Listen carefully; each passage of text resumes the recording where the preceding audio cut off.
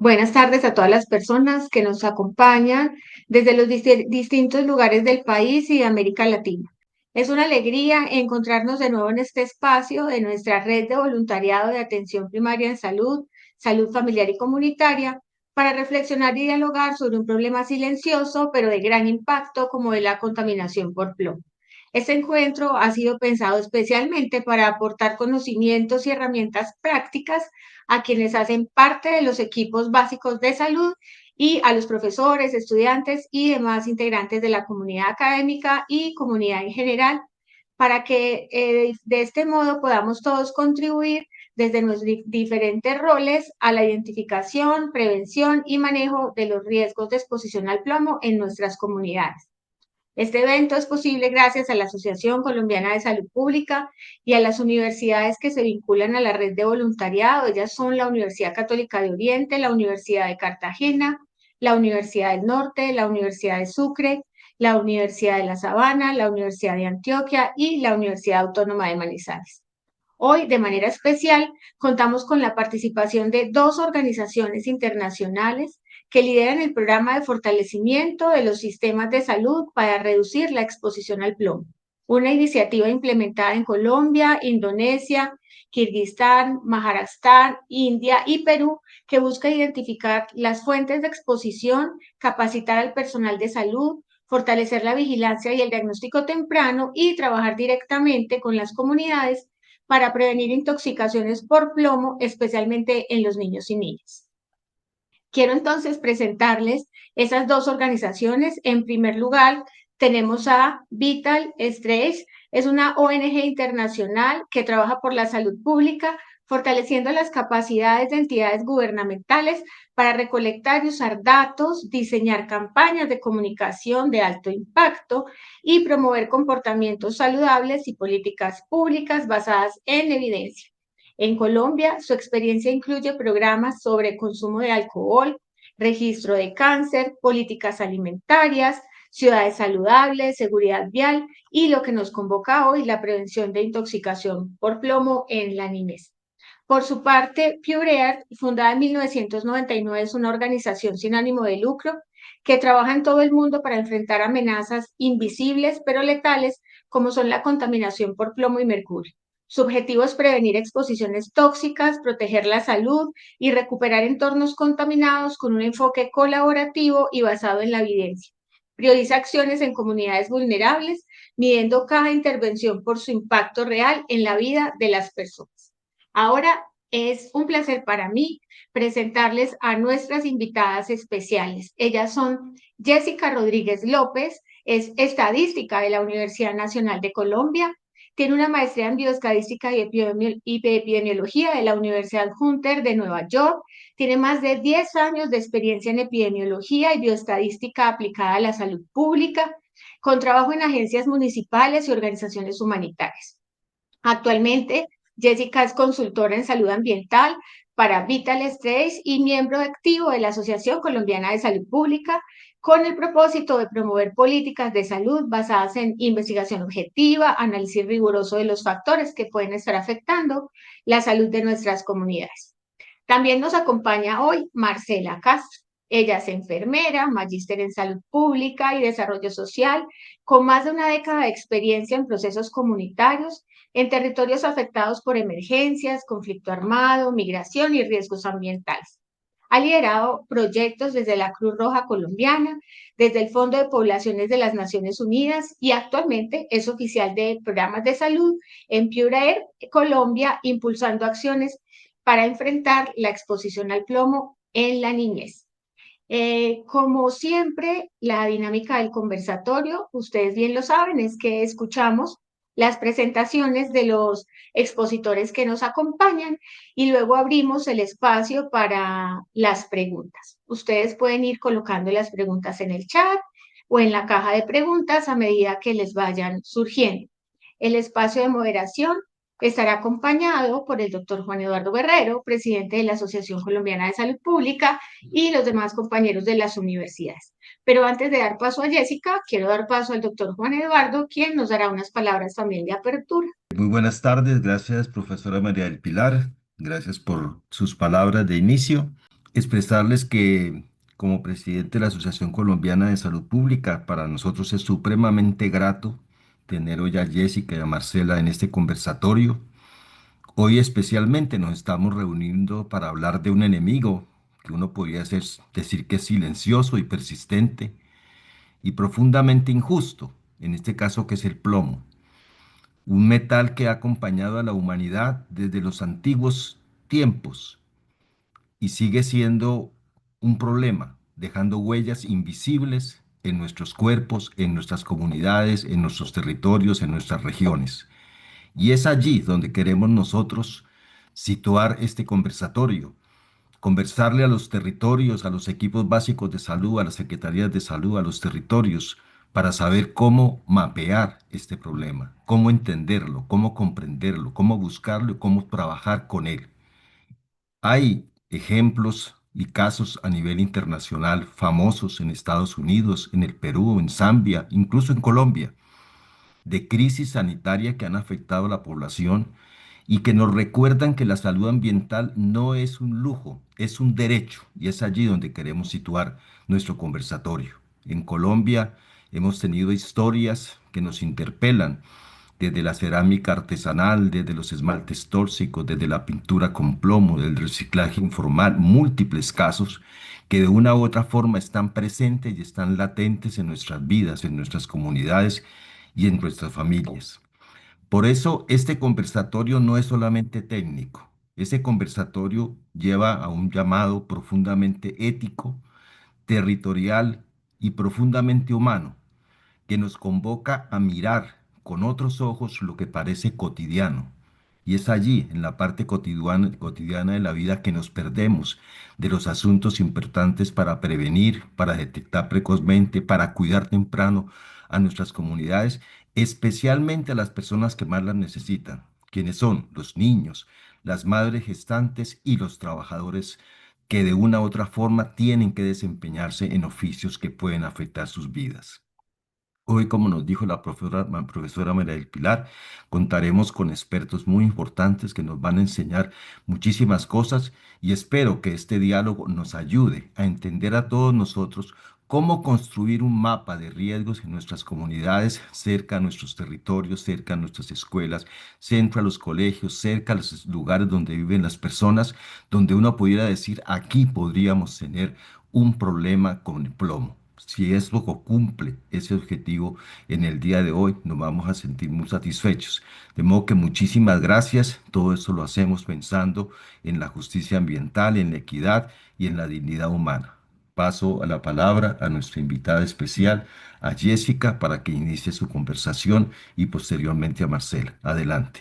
Muy buenas tardes, noches para todos los que nos están acompañando. De verdad que para mí es un gran honor y es un gran entusiasmo el que tengo el día de hoy, porque es la materialización de un sueño que nació conmigo hace aproximadamente 15 años, donde pude compartir la experiencia de la generación de política pública y atención a la exposición en metales pesados en la ciudad de Nueva York. Y desde ese momento nació en mí esta necesidad de volver a mi país, volver a Colombia y poder compartir un poquito de ese conocimiento y esa experiencia adquirida en ese espacio y poder hacerlo el día de hoy en el marco de este conversatorio y con el aval de la Asociación Colombiana de Salud Pública, para mí es realmente muy emotivo.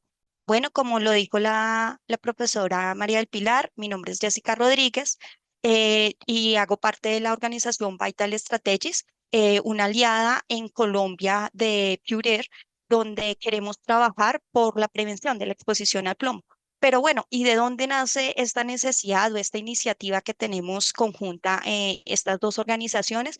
Y es que pues nace del reconocimiento de qué es el plomo, que viene siendo muchos, digamos que podemos conocer de qué se trata, es un metal pesado. Sin embargo, es un metal pesado que, como lo mencionaba el doctor Juan Eduardo, es un metal pesado que está con una presencia invisible en nuestro entorno, pero que tiene unas afectaciones en nuestra salud bastante importantes y particularmente en la de los niños. Entonces, este metal pesado que es tóxico es reconocido por la Organización Mundial de la Salud como uno de los 10 elementos químicos más peligrosos para la salud pública. Y este es un elemento que se encuentra presente en nuestro entorno de manera cotidiana. Y, por ejemplo, lo podemos ver que lo encontramos en pintura, que en algún momento fue hecho a base de plomo. Afortunadamente en Colombia ya tenemos legislación al respecto. Sin embargo, pinturas antiguas que empiezan a descascarar, botan un polvillo y ese polvillo queda ahí en el ambiente y lo empezamos nosotros a inhalar y a entrar en nuestro organismo.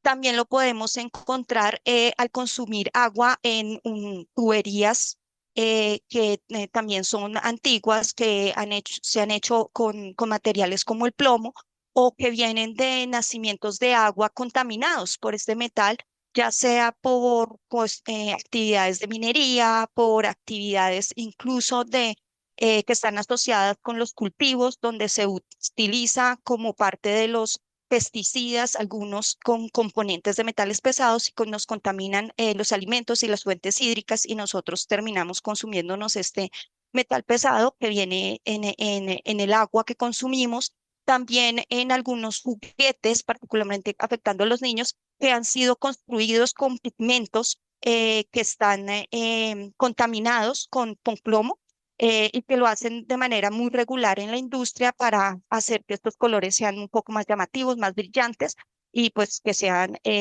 más atractivos para los niños y que los niños llegan y cogen y manipulan y con estos comportamientos de pica naturales de su primera infancia se los llevan a la boca y empiezan a consumir el plomo de esa manera.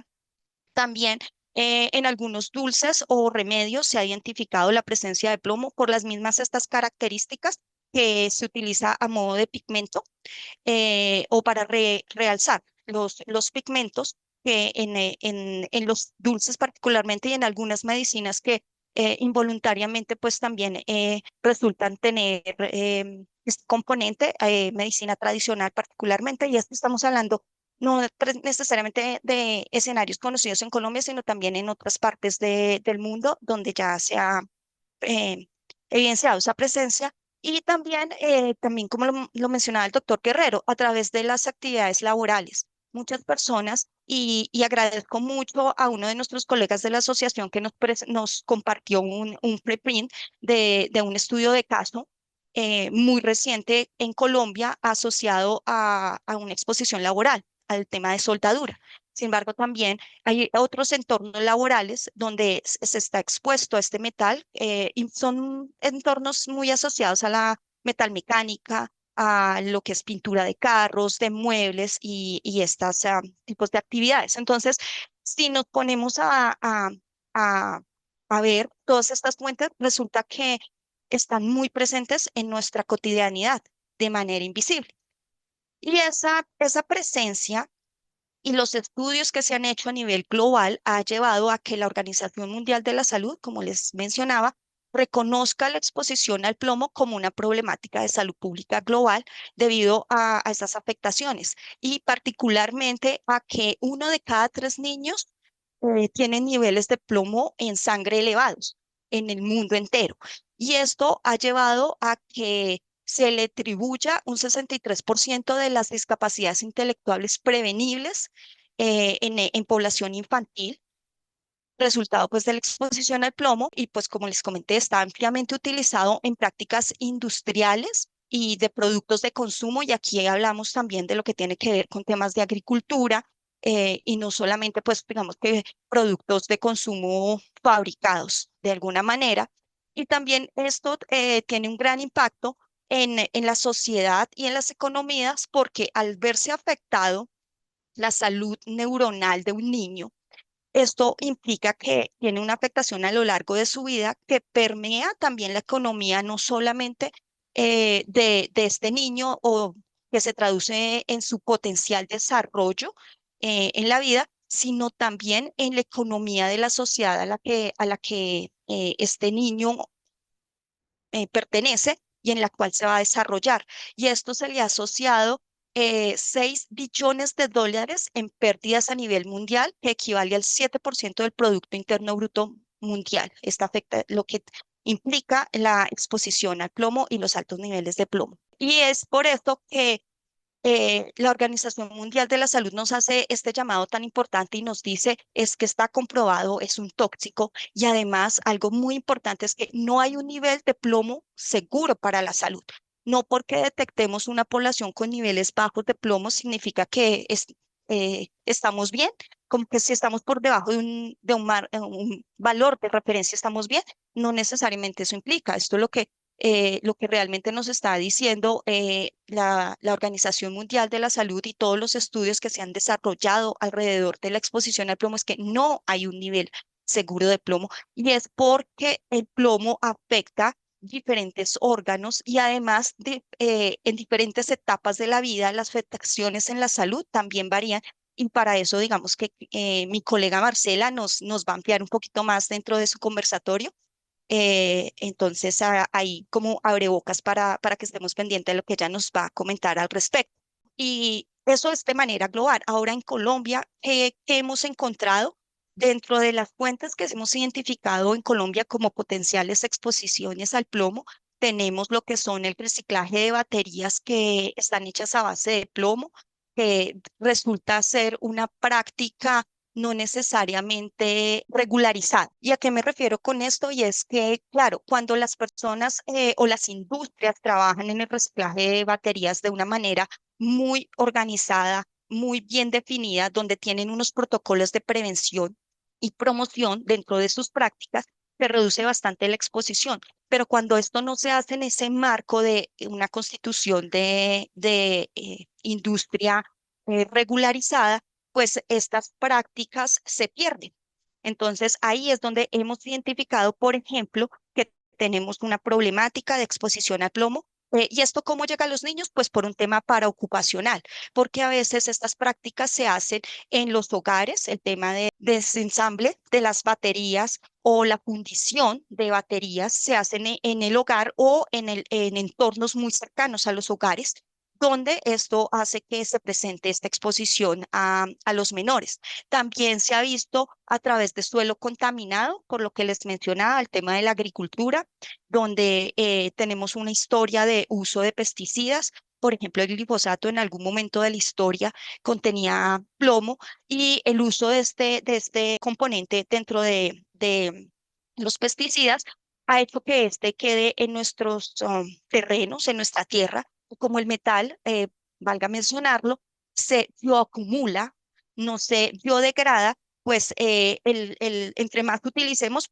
pues más acumulación tenemos en la tierra y cuando hacemos estos procesos de remoción de tierra para trabajos agrícolas, ahí se empieza pues a dar la exposición a este metal. También a través de pintura a base de plomo, Colnodo para Colombia ha hecho ya dos estudios muy importantes donde antes y después de la ley y de la regularización del uso de plomo en pinturas, identificando que sí ha habido una mejora en las prácticas industriales de pintura de uso arquitectónico.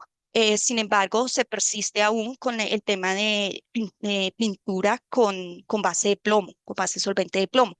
Entonces, también hemos identificado que esa es una fuente potencial en Colombia.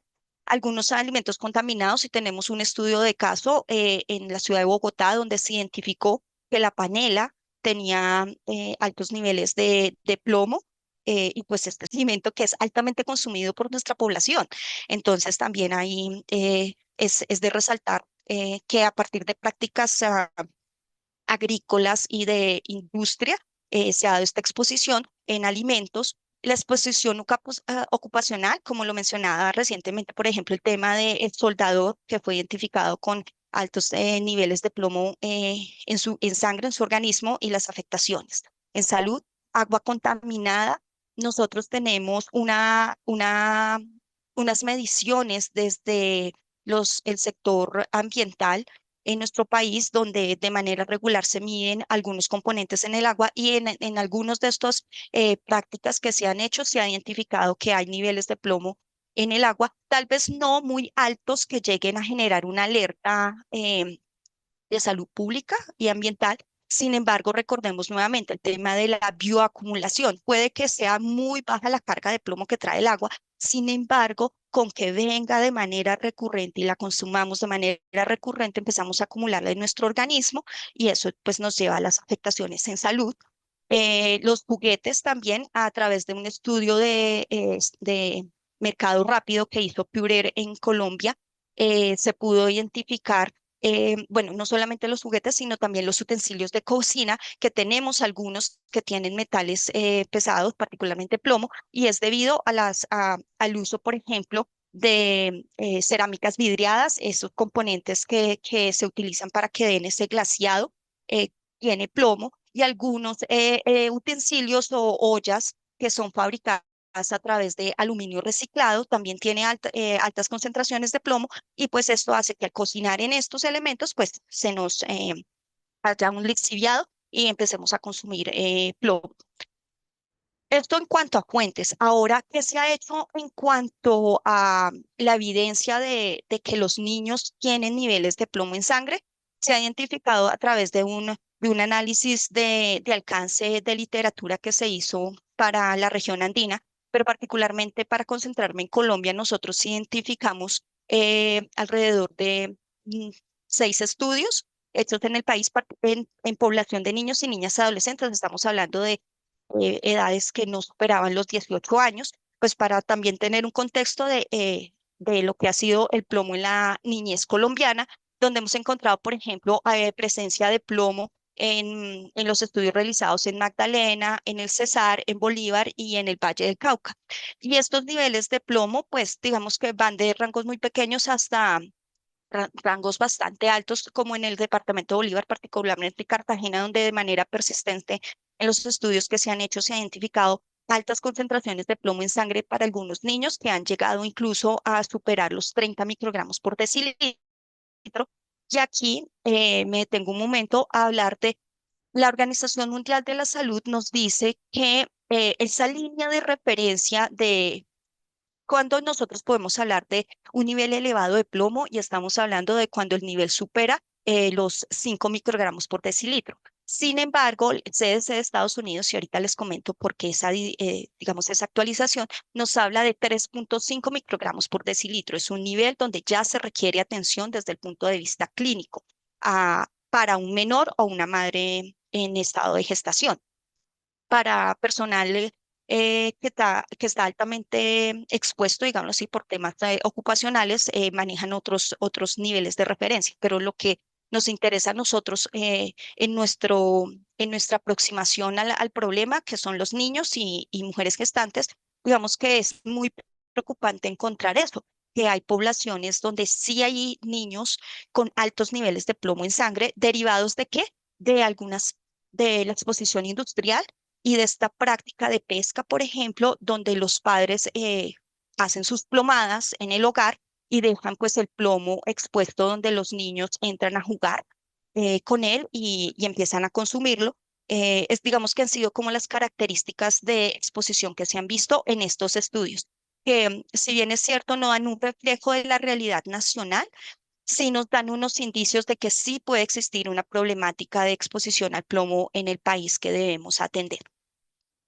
Ahora bien, ¿y cómo llega el plomo a los niños? Pues a través de la ingesta, como les comentaba, el tema del pica, este comportamiento de llevarse elementos a la boca que pueden estar contaminados, también el consumo de agua o alimentos contaminados, el uso de utensilios de cocina contaminados y también a través de inhalación por ser expuestos a aire contaminado en sectores industriales o, por ejemplo, cercanías a los aeropuertos, porque resulta que en los aeropuertos, los aviones utilizan gasolina que sí tiene plomo. Digamos que la regulación acerca de contenido de plomo en gasolina no aplica para los aviones. Entonces, esa también podría ser una de las características de exposición. ¿Y por qué entonces enfocarnos en los niños? Entonces es porque tienen un mayor riesgo de exposición, porque pueden ingerir y absorber más plomo por sus comportamientos de destrucción de juguetes y llevarse objetos a la boca.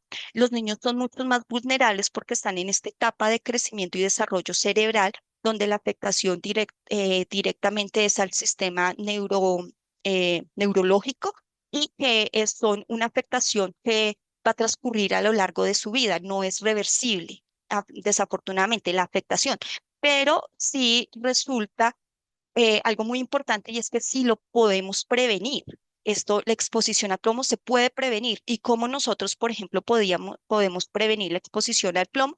Pues a través de la limpieza del polvo en el hogar, utilizando prácticas de húmedas como el trapear en vez de barrer el polvo, la limpieza con paños húmedos de las superficies donde hemos identificado que hay descascaramiento de pintura. También se ha evidenciado que una dieta alta en hierro, calcio y vitamina C hace que, a pesar de que haya absorción de plomo, este no se adhiera a las células en el organismo y de esta manera se previenen los efectos en salud y nuevamente esto más podremos conocer a través de lo que nos va a compartir Marcela, otro abrebocas para su presentación. El lavado frecuente de manos, ya sabemos que esta es una de las mejores prácticas en salud pública. También aplica la exposición al plomo, porque si cogemos objetos que tienen plomo o el polvo y nos bañamos nuestras manos, pues evitamos que esto llegue al contacto de alimentos, que es una de las formas más comunes en que podemos adquirirlo este metal. Y algo muy importante es que en las prácticas laborales se haga conciencia sobre la importancia del uso de material de prevención, como las máscaras, los uniformes o los overoles, que estos elementos que se utilizan dentro de las prácticas laborales no entren en contacto con el hogar, es decir, que las personas esto que utilizan en sus prácticas donde tienen exposición al plomo, las dejen ya sea en sus empresas o lugares de trabajo o cuando lleguen al hogar sean inmediatamente metidas en agua para ser lavadas y pues eliminar la presencia de plomo en estos elementos para que no lleguen al contacto particularmente de los niños, que es nuestra población objetivo de esta charla. Y muy importante también el que se le haga una evaluación de presencia de plomo en sangre a los niños cuando se percibe una exposición al plomo. ¿Y esto para qué nos sirve? Pues es este llamado a lo que es la vigilancia en salud pública, una parte esencial dentro de todo esto, de todas nuestras acciones en salud pública, es qué podemos hacer desde la práctica, pero también el llamado que nos da también la Organización Mundial de la Salud, que es muy importante la vigilancia en salud pública porque esto nos permite tener un conocimiento de lo que es el estado de la problemática a partir de la recopilación de información de manera sistemática y continua para hacer análisis y alimentar también lo que son el tema de políticas públicas. Y esto nos ayuda no solamente a identificar los casos de manera global, pero también muy de manera local y generar acciones para comprender gravedad del problema, para comprender cuáles son las fuentes de exposición, qué podemos hacer al respecto a estas fuentes de exposición y caracterizar el riesgo de exposición y hacer un mejor manejo tanto desde el punto clínico como de prevención de casos de intoxicación por plomo. Y frente a esto, pues existen en el tema de vigilancia de exposición al plomo, se hace a través de mediciones de plomo en sangre. Y esto se puede hacer a través de dos mecanismos de vigilancia muy conocidas en salud pública, que son las activas y las pasivas, donde las activas, pues, habla básicamente de emplear al personal de salud para que contacte de manera proactiva a la población y conocer su estado de salud. Esto nos permite, digamos que es unos mecanismos muy interesantes porque nos permite hacer un levantamiento de información de alta calidad que se hace de manera muy sistemática, que nos permite tener unos análisis de poblaciones un poco más amplias y conocer el contexto global y también son información que resulta ser representativa de poblaciones y que nos permite también hacer una trazabilidad a lo largo del tiempo de la problemática. Estos son, sin embargo, digamos que es uno de los ideales de vigilancia en salud pública, también tiene altos desafíos por los costos asociados y todos los recursos, tanto humanos como logísticos, metodológicos, de laboratorio, por ejemplo, que esto implica hacer una vigilancia en plomo de manera activa, por ejemplo, a través de la inclusión del biomonitoreo de presencia de plomo en sangre como parte de la encuesta nacional de salud y nutrición. Sin embargo, esto sí lo han logrado y lo han logrado países como Estados Unidos, donde la encuesta nacional de salud y nutrición tiene este componente dentro de dentro de su encuesta, pero también lo han hecho en Perú, en México, en Filipinas y en Georgia, el país. Entonces, digamos que sí es posible, pero pues como les digo, necesita también de bastante recurso y voluntad de gobierno y priorización, es que voluntad, priorización por parte de gobierno. También tenemos lo que es la vigilancia pasiva, donde se hace a través de una vigilancia sanitaria, a través de los informes presentados por los hospitales o los prestadores de salud y otras fuentes que suministran esta información. Sin embargo, esto sí implica como un mandato legal, porque pues los profesionales de salud empiezan a hacer este reporte, pues una vez ellos identifiquen que existe esa necesidad de hacer el reporte, pues por un mandato, porque resulta que nosotros y ustedes más que nadie conocen de las altas necesidades y la ocupación que tiene el personal de salud. Y esto pues también hemos tenido, digamos, unas experiencias de éxito, como por ejemplo en Estados Unidos. Bueno, entonces aquí tenemos lo que es la encuesta nacional de salud y cómo esta encuesta nacional de salud ha sido muy importante porque es la que ha definido ese nivel de referencia del que yo les hablaba. La Organización Mundial de la Salud nos habla de 5 microgramos por decilitro. Sin embargo, el CDC nos dice no, debemos bajar ese umbral. Y el CDC desde el 2017, a través del análisis de los datos para población infantil menor de 5 años, resultado de la encuesta nacional de salud en esta población, nos dice que el percentil 95 es 3,5 microgramos por decilitro. Y es ahí donde se establece ese como nuevo umbral para atención, por lo menos en Estados Unidos y en otros países donde ya han adoptado este como el umbral de atención al tema de exposición al plomo, entenderlo como una intoxicación. Sin embargo, también ellos tienen unos buenos ejemplos de vigilancia pasiva donde hablan, es diversificado, pero por ejemplo, ellos tienen lo que es el mandato para todos los que tienen Medicaid para que se les haga esta prueba de plomo en sangre al año y a los 2 años. Y en otros lugares, en otros estados, por ejemplo, se prioriza por alta exposición al metal pesado o de acuerdo a los niveles de edad. Entonces, aquí tenemos esos ejemplos de estos exposiciones. En México y en Filipinas se adoptó como parte de la encuesta nacional de salud y ha sido muy importante para informar sobre la problemática en estos países. Digamos que ahí es muy importante también tener en cuenta que la instrumentalización de esto requiere, por ejemplo, el uso de laboratorios o de instrumentos que permitan la medición. Y para eso, pues, están los laboratorios, que se necesita un andamiaje de laboratorios o el uso de Letker, un dispositivo portátil, como en el caso que ha utilizado México y Perú, precisamente. Aquí, pues, hay mucho más detalles que ya a lo largo del conversatorio podemos incluso ahondar más, de acuerdo, pues, a cómo se dé la conversación con los que nos están acompañando el día de hoy. Pero algo que yo quisiera, con lo que quiero cerrar, es los ejemplos en Colombia, y es que tenemos en Bogotá, tenemos un sistema de vigilancia centinela de exposición a mercurio y plomo. Y eso es un ejemplo no solamente para el país, sino a nivel mundial, donde se ha expuesto este caso. Y es que a través de lo que es la captura de información en hospitales y en cuadrantes de alta exposición y colegios donde se hace la captura de niños que tienen bajo rendimiento académico o en los hospitales que llegan con algunas sintomatología asociada a presencia de plomo, ya sea por anemia, por bajo desarrollo de los niños, inicia un proceso de mediciones, no solamente de plomo, sino también de un análisis de exposición y riesgo asociado a la exposición. Esto ha sido, para mí, es uno de los modelos más bonitos que he conocido y que nos gustaría explorar la forma de replicarlo en otros entornos en el país. Sería muy interesante. Y si nos están acompañando desde la Secretaría de Salud de Bogotá, los invitaría a que nos comentaran un poco más de su experiencia como parte de este conversatorio.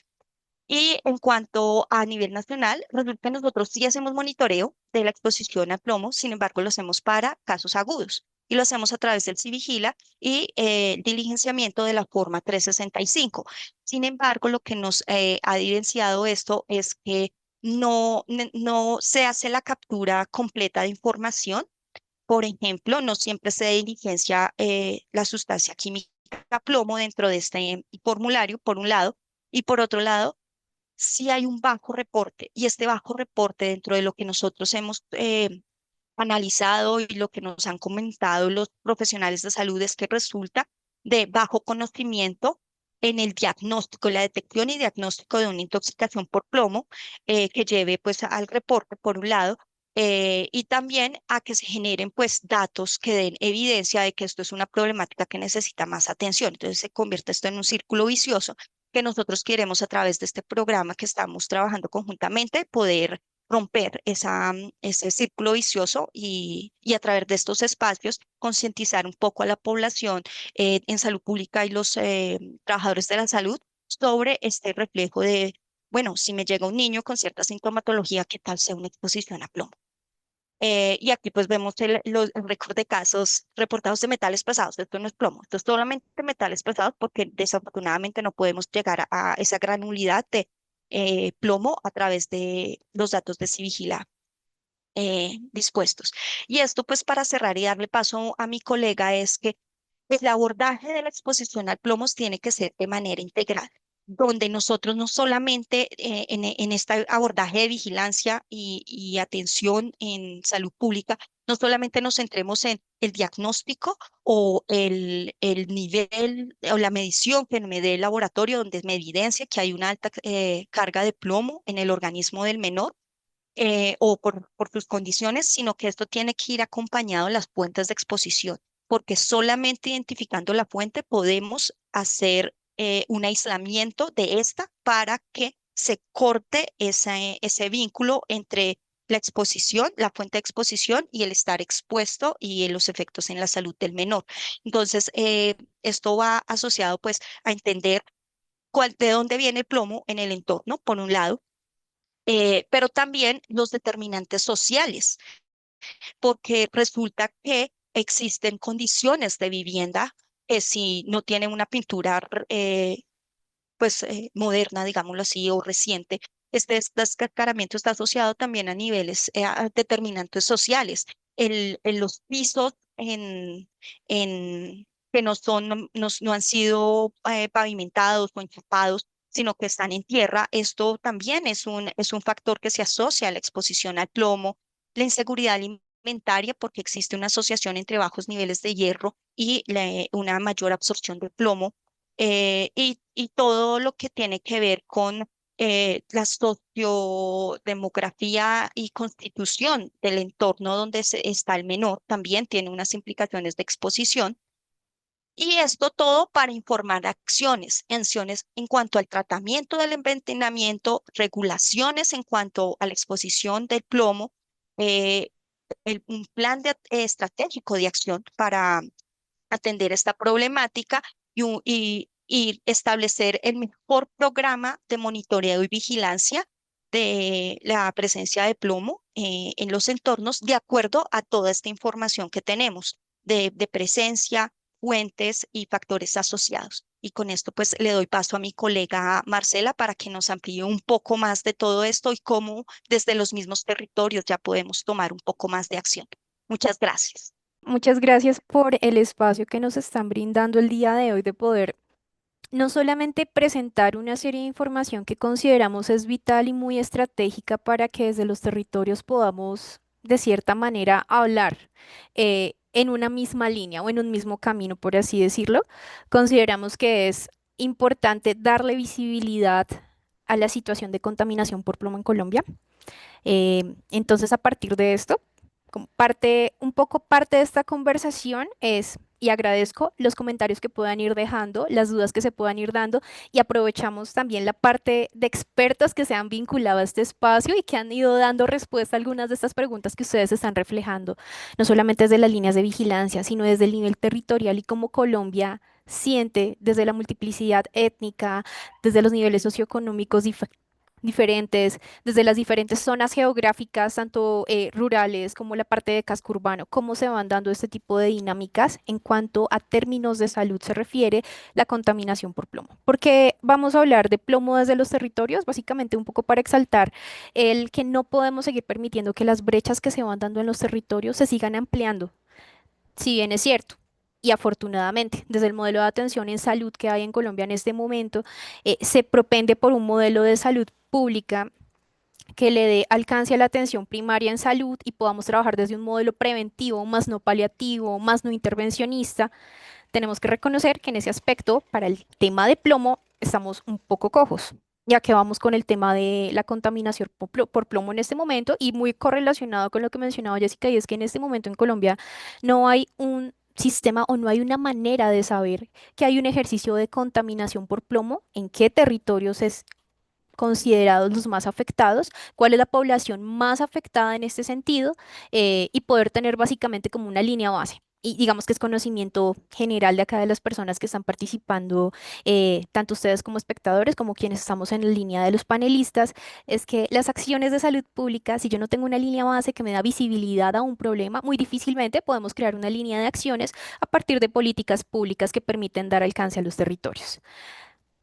Y a esto que queremos de pronto ir haciendo un poco más el acercamiento y es a la cara invisible del plomo. Ya anteriormente, pues Jessica ha mencionado en algunos elementos que el plomo se encuentra naturalmente en la naturaleza, pero a partir del trabajo que se ha dado por las personas, se incluyen en ciertos elementos. ¿Cómo es que llega, por ejemplo, los utensilios de cocina?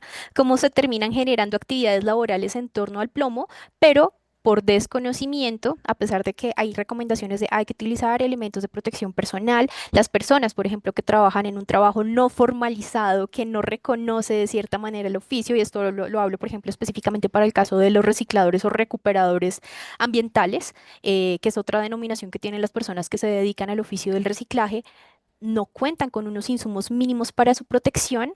No reconocen la importancia del uso de esos en los casos en los que los llegan a tener. eh, y no solamente termina siendo la afectación en la persona adulta, sino en el niño. ¿Y esto cómo se da esta dinámica de cómo transiciona el plomo a un ejercicio de absorción, a un ejercicio de acumulación en el organismo de las personas? Y en últimas instancias, cómo me genera efectos negativos en la salud. Entonces aquí pues tengo como un bosquejo.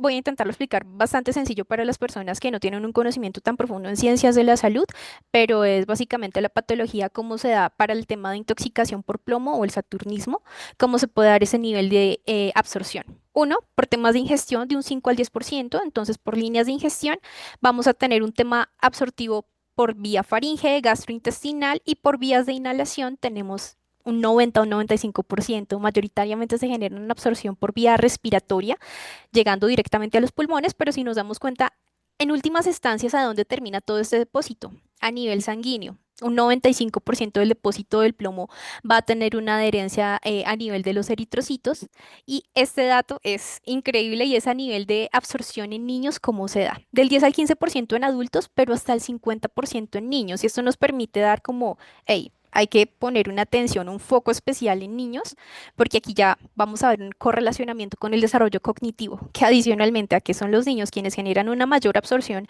de plomo en su organismo, son quienes terminan teniendo estos efectos de afectación neurológica que difícilmente se pueden volver a recuperar. Entonces, esto es como un, hey, pongámosle atención a esto. Más adelante les voy a explicar tal vez un poco en qué territorios de Colombia se tiene una leve noción de en dónde hay mayor zona de exposición a plomo por diferentes actividades que se han ido dando, bien sea actividades mineras, de fundición, actividades de reciclaje de baterías. A nivel de los depósitos de plomo en el organismo, en tejidos blandos se dan un 10%, en tejido óseo un 90%, especialmente aquí poner atención en la parte de depósitos en tejido óseo, porque cuando tenemos estos depósitos en los huesos, con el paso del tiempo es posible que la persona jamás llegue a presentar una sintomatología asociada a una intoxicación por plomo, pero resulta que esta persona inicia, por ejemplo, un proceso de enfermedad hipertiroidismo y empieza a generar un desgaste óseo. Cuando se genera el desgaste óseo, se empiezan a liberar las toxinas de plomo que estaban adheridas inicialmente a este tejido óseo y empieza la persona a tener todo un cuadro asociado a intoxicación por plomo. O sea, aquí entra un poco la discrepancia de si tengo un paciente con valores de plomo superiores a 5 microgramos sobre decilitro, pero no tiene una sintomatología activa en este momento, ¿debería de hacer tratamiento quelante o no lo debería de hacer? Porque si le hago tratamiento quelante, lo que va a hacer es que va a disparar automáticamente toda la sintomatología de este paciente y tendríamos pues ya un cuadro clínico mucho más visible. Respecto a la toxicidad y la clínica que se da, podemos tener casos de anemia, muy regularmente se dan los casos de anemia, entonces aquí es para poner atención en los niños en territorio, por ejemplo, este niño está teniendo anemia o su palidez cutánea que se evalúa en el control de crecimiento y desarrollo porque no tiene una fuente suficiente de hierro en el territorio, es decir, no hay disponibilidad alimentaria. Ok, dice la resolución 3280, formúlele sulfato ferroso al niño, pero realmente no es una anemia ferropénica que sea por deficiencia de hierro, sino es una anemia que se está dando por una situación de intoxicación por plomo, por ejemplo. ¿Cómo podríamos empezar este ejercicio de descarte? Hay un tema de sustitución de calcio a nivel celular y esto así a grandes rasgos cómo se da, problemas a nivel digestivo. Diarrea, estreñimiento, la persona se constipa frecuentemente, hay un tema de dolor abdominal recurrente, puede que esté, puede que no esté a nivel del sistema nervioso, afectaciones del sistema nervioso central, por ejemplo, el tema de déficit cognitivo, irritabilidad mucho más frecuentemente, que de hecho la persona dice, y hay casos registrados. La persona tenía depresión, tenía ansiedad y en realidad tenía era una intoxicación por plomo que estaba haciendo todo un detonante a nivel del sistema nervioso central. Dolor de cabeza, pérdida de audición, que normalmente se relaciona a mayor cantidad de plomo en el organismo, mayor es la pérdida de audición y hiperactividad en algunos casos. En sistema nervioso periférico, debilidad en brazos, en piernas se puede llegar a dar, se puede dar temas de daño renal, por ejemplo, y eso también hay un tema de relacionamiento con problemas cardíacos, problemas de hipertensión, incluso hay temas asociados allí. Y a nivel óseo, nuevamente rescatando que ahí se puede llegar a generar una gran parte del depósito en el tejido óseo por plomo. En el caso de los niños se puede llegar a visibilizar en las radiografías de huesos largos depósitos de plomo y esto cómo me va a repercutir en el desarrollo o más bien en el crecimiento del niño, que va a ser un niño con una talla mucho menor para la edad. Esto aquí ya para ir avanzando un poco más en cómo se puede llegar a un caso de estos en territorio. Por ejemplo, este caso es especialmente de un niño, este caso nos lo ha proporcionado CISPROQUIM. Ellos son quienes funcionaban como fuente de referencia para dar asesoramiento en algunos casos que se daban en los territorios y no se tenía claridad como clínicamente, farmacológicamente, cómo le puedo dar el abordaje adecuado a este niño, porque no tengo un toxicólogo, por ejemplo, en el hospital por el nivel de complejidad que se tiene. Importante saberlo. En Colombia no hay una gran cantidad de toxicólogos y por lo mismo, pues tampoco hay un tema de reconocimiento de hay problemáticas de plomo, hay problemáticas de mercurio, hay necesidades de contratar toxicólogos en los diferentes hospitales y niveles de atención que se pueda llegar a requerir. Entonces, digamos, dando un poquito esta explicación, procedemos a ver el caso clínico. Es una paciente de un año, es una paciente femenina de un año que ingresa por una remisión desde Malambo Atlántico. Es poner atención en desde dónde está siendo remitido este caso, desde Malambo. Malambo tiene antecedentes a nivel Colombia de intoxicación o más bien de contaminación por plomo en el territorio por temas de fundición de plomo y de trabajo también con baterías.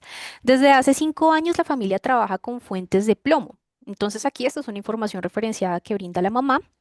Comenta el médico a la línea de remisión o asesoramiento que la paciente presenta valores de plomo en sangre de 24.6 microgramos sobre decilitro. Recordando un poco la conversación o el planteamiento que nos brindaba Jessica es, uno, no hay un nivel de plomo seguro para nadie, en este caso para niños especialmente, si bien la normatividad dice que son 5 microgramos sobre decilitro, en realidad arrancaría desde los 3.5 microgramos sobre decilitro, o sea, calculemos en proporción cuánto plomo adicional tiene esta niña de acuerdo a lo permitido o a lo mínimo, realmente es un valor bastante alto. Ingresa por un cuadro de diarrea e hiperactividad.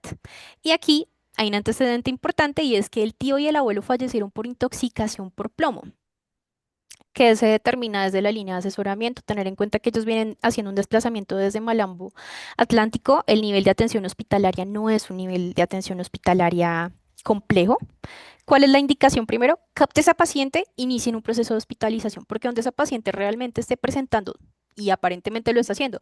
Un cuadro clínico de intoxicación por plomo, si esa paciente se va, ya no tenemos chance de hacer intervenciones, no tenemos chance de hacer actividades ni de educación ni intervención en el caso de que se requiera hacer quelación. Entonces ejecuta un proceso de hospitalización, se da la indicación de repetir la muestra nuevamente, se da la indicación de realizar una química sanguínea completa y eso es para ver que otros elementos del componente de salud de la niña se encuentren bien o ver qué nivel de alteración tienen, realizar una radiografía de huesos largos, que anteriormente lo que les decía es, el plomo puede generar depósitos. Efectivamente de plomo en los huesos y esto se vería visibilizado en la radiografía de huesos largos. Y en caso tal de que todas estas muestras o estos elementos salgan positivos, hay necesidad de realizar quelación con succimer. Un elemento importante, y esto puede ser que el médico lo haya hecho eventualmente, es el ejercicio de educación. Nosotros hablamos que dentro del modelo de atención primaria en salud, nuestro fuerte y somos muy potentes en eso es en el ejercicio de educación y en el ejercicio preventivo. Pero yo, ¿cómo prevengo esto? ¿Alejo a la persona de la fuente de exposición? ¿Será eso lo más oportuno? Pero ¿cuál es la fuente de exposición de esta niña? Tal vez la única fuente económica que tiene la familia de ella es el ejercicio de reciclaje de baterías. Entonces esto entra también a ser un poco el ejercicio reflexivo de no es solamente lo que yo hago desde un nivel de atención clínico, sino cómo cada uno de los elementos entra a jugar un papel importante. Desde la línea de lo que mencionaba Jessica, determinantes sociales de la salud. El sujeto no se enferma solo, se enferma en la comunidad, de ahí una serie de múltiples elementos que se cohesionan para que terminemos en un ejercicio patológico como lo es en este caso de esta paciente. ¿Qué nos dicen normalmente las guías de la Organización Mundial de la Salud? En este momento, pues la guía de manejo que se establece en Colombia y es, aparte de la clínica que presenta el paciente, hay unos exámenes complementarios, unos medios diagnósticos que nos pueden decir efectivamente, la paciente tiene un cuadro de intoxicación por plomo, tiene saturnismo. Entonces, ¿qué se dice? Hacer pruebas de plomo en sangre, un hemograma completo, pruebas de función renal y radiografía de huesos largos. Si nosotros estamos habitando en zonas de casco urbano, Bogotá, Medellín, estamos en zonas que tienen, digamos, una red hospitalaria decente, lo pongo en este comillas, tenemos la facilidad de hacer un ejercicio de remisión de la paciente, mandamos las órdenes, la paciente en un mes, en 2 meses, va a hacer sus exámenes, regresa. Si efectivamente se puede, digamos, esto lo estoy hablando desde un punto de vista de manejo de consulta externa, porque pues si la paciente está muy exacerbada, lo que se hace es que se deja de una vez ingresada en clínica y se hace el respectivo manejo. Pero ahora pensémonoslo en una zona rural. ¿Cómo hacemos para que, por ejemplo, esta paciente se haga una prueba en sangre de plomo? Si de hecho, en muchas de las zonas que son de urbanidad, no se cuenta con un nivel en el laboratorio apto tanto como equipo como por profesionales entrenados para realizar el procesamiento de la muestra de plomo en sangre. Entonces, ese es un punto importante a tener. El médico puede tener el conocimiento, puede decir, sí, yo sospecho que es una intoxicación por plomo, te mando la prueba de plomo en sangre. ¿Cuándo se va a hacer el examen esta paciente? ¿Cuándo va a tener la oportunidad de hacer la movilización? Y estamos hablando, por ejemplo, caso Chocó, un tema de ruralidad. Necesito tomar lancha por 8 horas, luego tengo que tomar bus si hay viabilidad de carretera para ir al centro de salud que quedaría ya ubicado en Quibdó. Y para que en Quibdó me digan, no, es que acá no tenemos el nivel de suficiencia de laboratorio para analizar muestras de plomo, la vamos a remitir para Medellín, cuando se realiza la paciente la prueba. ¿Cómo se potencializan aún más estas brechas que se están gestando en los territorios?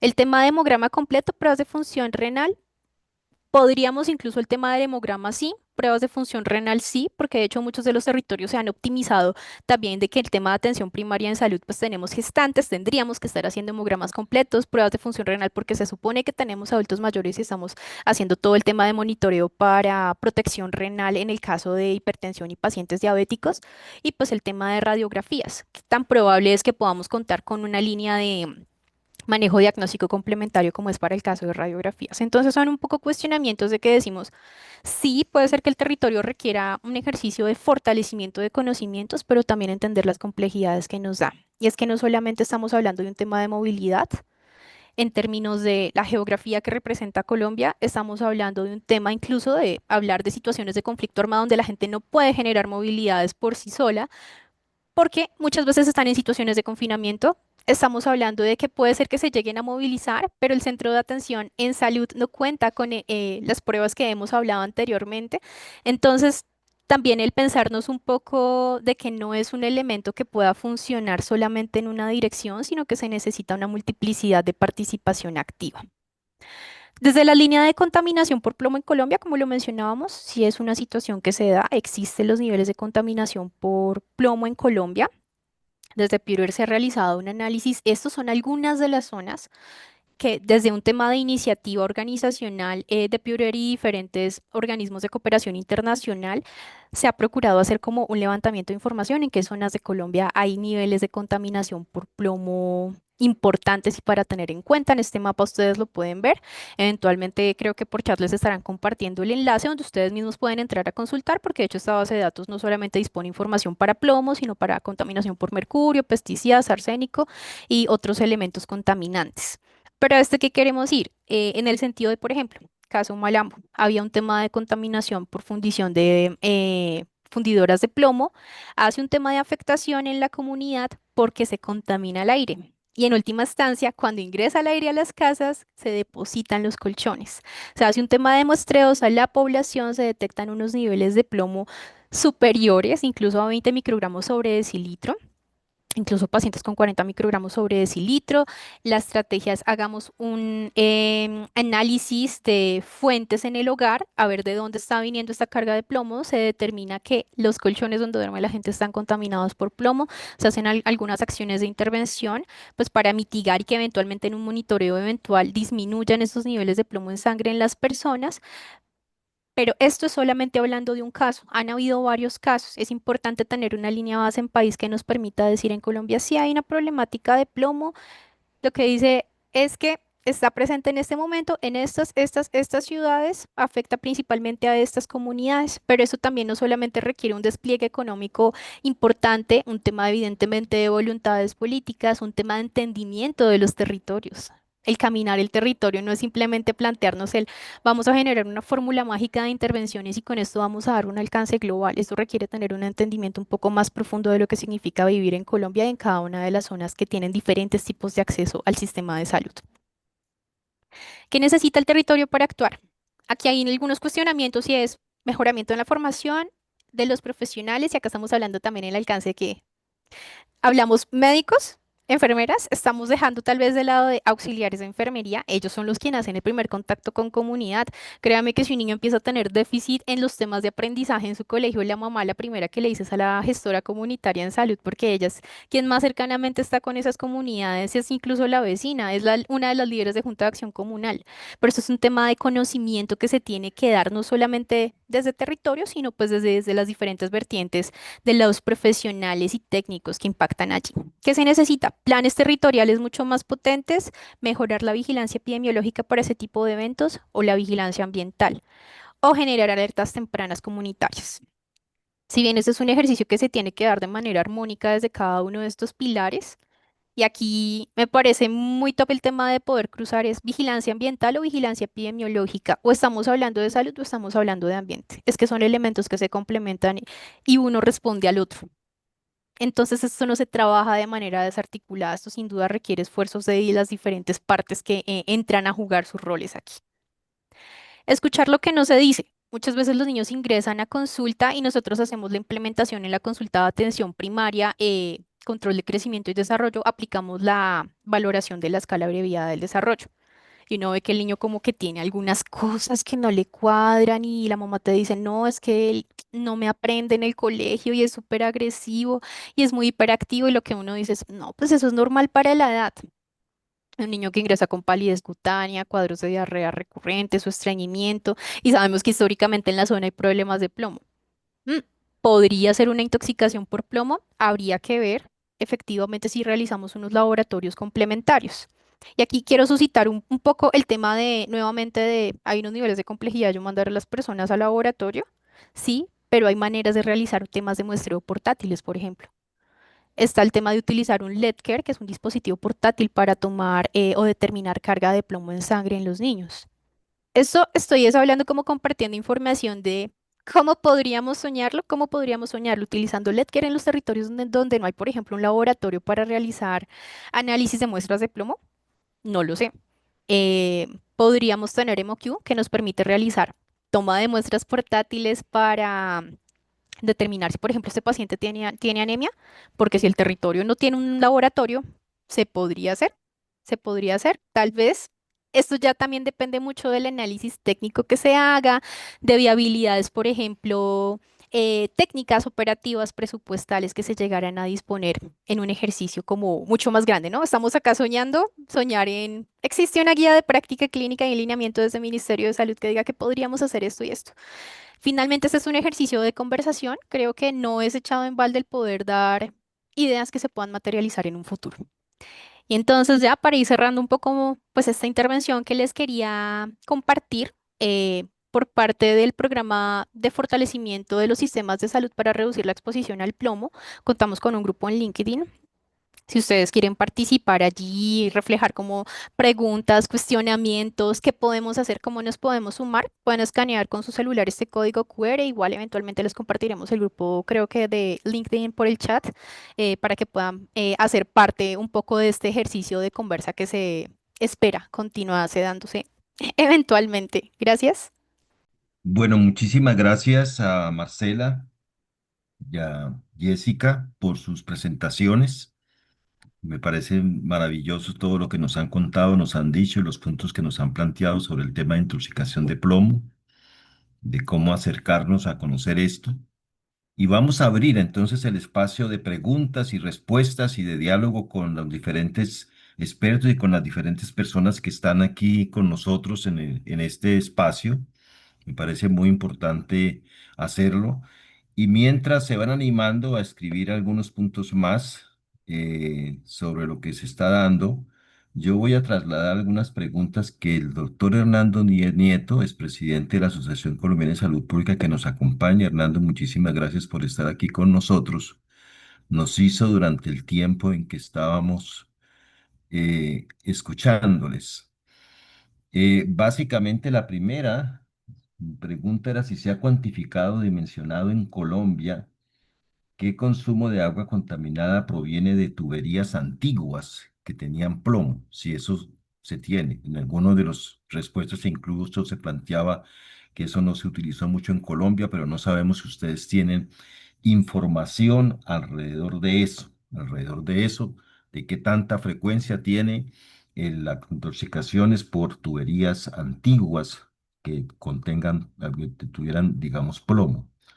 También nos preguntó sobre si en el tiempo de las tipografías, estos benditos tipógrafos tenían contaminación de plomo y podían ser, digamos, una fuente de contaminación. Si ustedes tienen alguna referencia alrededor de eso, que me parece importante. Y menciono además el tema del cambio de pintura. Como la pintura se ha mencionado como pintura con plomo, cómo se hace esa renovación de casas que tienen contaminación por pintura de plomo, cómo se resuelve ese tipo de situación y qué tan frecuente es, que yo entiendo que de alguna forma esto de contaminación de pinturas con plomo se fue legislando, se fue regulando y ha ido, digamos, reduciéndose en el tiempo ese uso, pero me parece importante que ustedes hagan una referencia a eso por la pregunta que nos está planteando el doctor Nieto. Entonces dejaría hasta allí esas primeras preguntas y después pasaríamos a otras que están en curso en este momento. Me tomo la palabra. No, muchísimas Adelante, gracias, doctor. Jessica. Muchas gracias, doctor Nieto, por esas preguntas tan interesantes y pues por estar acompañándonos. También veo que Plácido Silva también nos está acompañando y de hecho nos ha contribuido en dar respuesta a algunas de estas preguntas. Y digamos que frente a un mapeo de aguas contaminadas por tuberías, hasta lo que nosotros llevamos de conocimiento no lo tenemos, no tenemos ese mapeo de cuánto ha sido la afectación en nuestro contexto particularmente. Y en cuanto al tema de la tipografía, digamos que la legislación colombiana o lo que se ha hablado en cuanto a regulación de contenido de plomo en pinturas ha hecho un acercamiento más a las que son de uso arquitectónico. no particularmente a estas otras pinturas o pigmentos que se utilizan. Por ejemplo, en cuanto a pigmentos también, que creo que había otra pregunta relacionada, si existe la norma, bueno, no la norma, la regularización acerca de productos que tengan ciertos niveles de contenido de plomo a través de partes por millón y ya está la norma que nos habla sobre eso. Sin embargo, pues algo que hay que reconocer en el país, nosotros tenemos una ley, la ley 2041 del 2020, donde nos habla de la importancia de restringir el comercio y el uso de elementos que tengan plomo con el objetivo de proteger a la población infantil, particularmente, y madres gestantes y el resto de la población y propender por un ambiente libre de plomo. La tenemos y somos, digamos que, unos pioneros en tener esa ley. Sin embargo, esta ley nació desde el año 2020. Se han venido desarrollando también unas regularizaciones en línea con esta ley, pero carecemos en lo que es la aplicación de esta ley. Y por ejemplo, en cuanto al tema de las pinturas que nos hacían esta pregunta o al contenido de plomo en aguas, sí existe pues todo este lineamiento de que hay que hacer mediciones de calidad del agua, pero digamos que como mencionaba, hay unos límites máximos permitidos en agua y lo que nos han comentado las secretarías de salud que hacen este monitoreo de agua es que efectivamente se está cumpliendo con esos estándares que nos dicen que no superen esos máximos, pero nuevamente hay que pensar también en el tema de la bioacumulación. En cuanto al tema de pinturas, también tenemos las leyes que regulan, la ley no, sino la norma que regula el uso de los contenidos de plomo en pintura, nuevamente arquitectónica.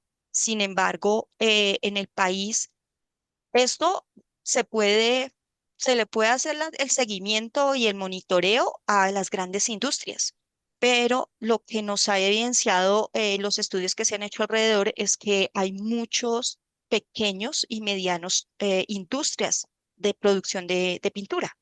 Y a estas no puede llegar pues a hacerse la regulación de contenido de pinturas. Y son estas pequeñas y medianas industrias que están ubicadas en las poblaciones más pequeñas. Por ejemplo, incluso acá en Bogotá, en los barrios tenemos eh, fabricación de pintura y resulta ser más económica, pero digamos que de cierta manera pueden ir sin hacer el cumplimiento de esta norma, uno, y dos. Otra cosa que es muy importante es el tema de los laboratorios. El laboratorio para las mediciones, por ejemplo, de plomo en pintura, ya el país recientemente se ha creado la infraestructura para hacer esas mediciones de manera certificada. Y aquí me gustaría también traer a cotación la experiencia de la China.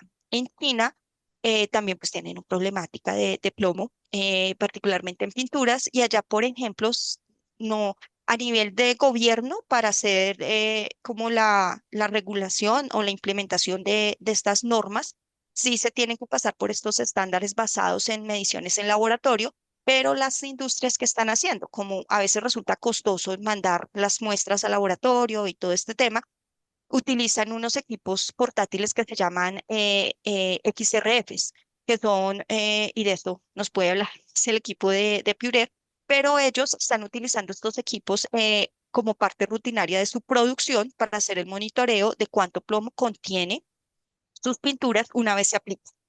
Entonces, eso. Ahora, para atender también la pregunta del doctor Nieto referente, ¿y cómo se quita la pintura? En Colombia no existe la normativa o la guía frente a eso. Sin embargo, digamos que en Estados Unidos ellos sí, pues por la misma problemática que tuvieron de plomo hace algunos años, sí tienen toda esta normativa, la EPA tiene todo el lineamiento, tiene esta certificación para los albañiles o las personas que hacen este tipo de actividades. Ellos les dictan el curso y las certifican en prácticas de cómo hacerlo. Y por ejemplo, la pregunta es, bueno, ¿y si yo quiero hacerlo en mi casa porque me di cuenta que se me está cascarando la pintura, ahora yo qué hago? Hacerlo en la medida de lo posible en húmedo. ¿Qué significa esto? Pues em, utilizar lijas húmedas para hacer todo el tema de terminar de descascarar la pintura, rociar constantemente con agua para que el polvillo no empiece a salir y entrar en el aire, utilizar elementos de protección todo el tiempo para las personas que lo estamos haciendo, y el almacenaje y el uso de bolsas altamente resistentes que no permitan pues que se salga la pintura o el polvillo, y todo el tiempo también limpiar las superficies con estas esponjas que son absorbentes, todo el tiempo, todo el tema de mitigar que haya alta exposición o emanación de plomo. Entonces, ahí para atender las preguntas del doctor Nieto. Muchas gracias. Muchísimas gracias, Jessica. Hay otras preguntas aquí que voy a trasladarles. Una nos plantea la doctora Olga Lucía Cifuentes. Nos está preguntando cómo podría integrarse las acciones de vigilancia y prevención de plomo dentro de programas de salud bucal, escolar y comunitaria. Me parece bastante interesante que del área, digamos, de la salud oral nos hagan esa pregunta. Y Kevin Mosquera nos dice que en aquellos pacientes que presentan anemia debido a intoxicación por plomo, las gestantes que reciben suplementación con hierro podrían reducir sus efectos en las maternas que expongan ambientes de alto riesgo, si el hierro suplementario reduce el riesgo de intoxicación por plomo. Esas son las dos preguntas que están. Listo, muchas gracias. Entonces, vamos a empezar. Bueno, la primera pregunta era orientada sobre la línea de salud bucal y acá hubo un elemento que me parece muy importante mencionarlo, se me pasó, y es que parte de los síntomas o manifestaciones físicas que se da con la intoxicación por plomo es que tú puedes visibilizar en la dentadura del paciente una línea de plomo que se llama líneas de Borton. Entonces, en un examen de vía oral, un examen bucal, se puede detectar. De hecho, no en todos los casos, en algunos casos es parte de la manifestación clínica y ahí es cuando dicen, ah, es momento de iniciar todo un proceso de ruta de diagnóstico porque no es normal.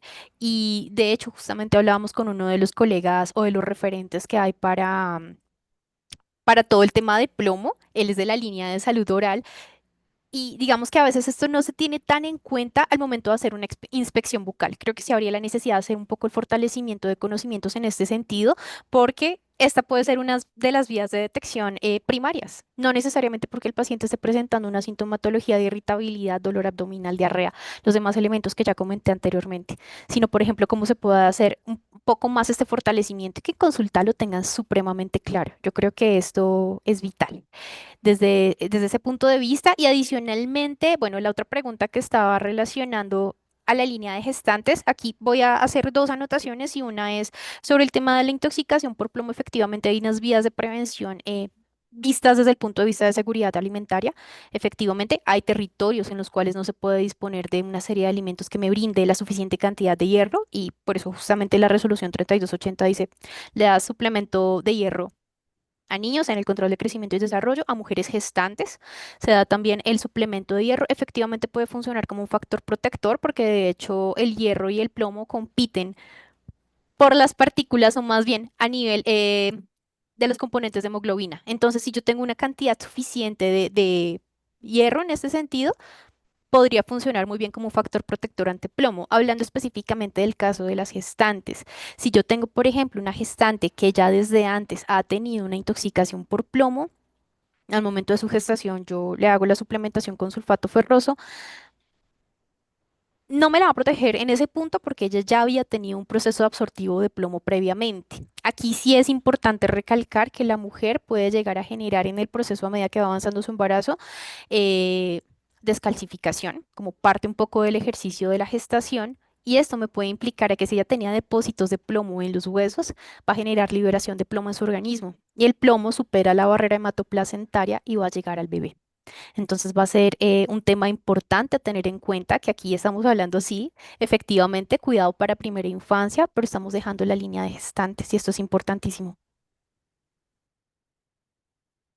Muy bien, muy bien. Muchísimas gracias por la respuesta.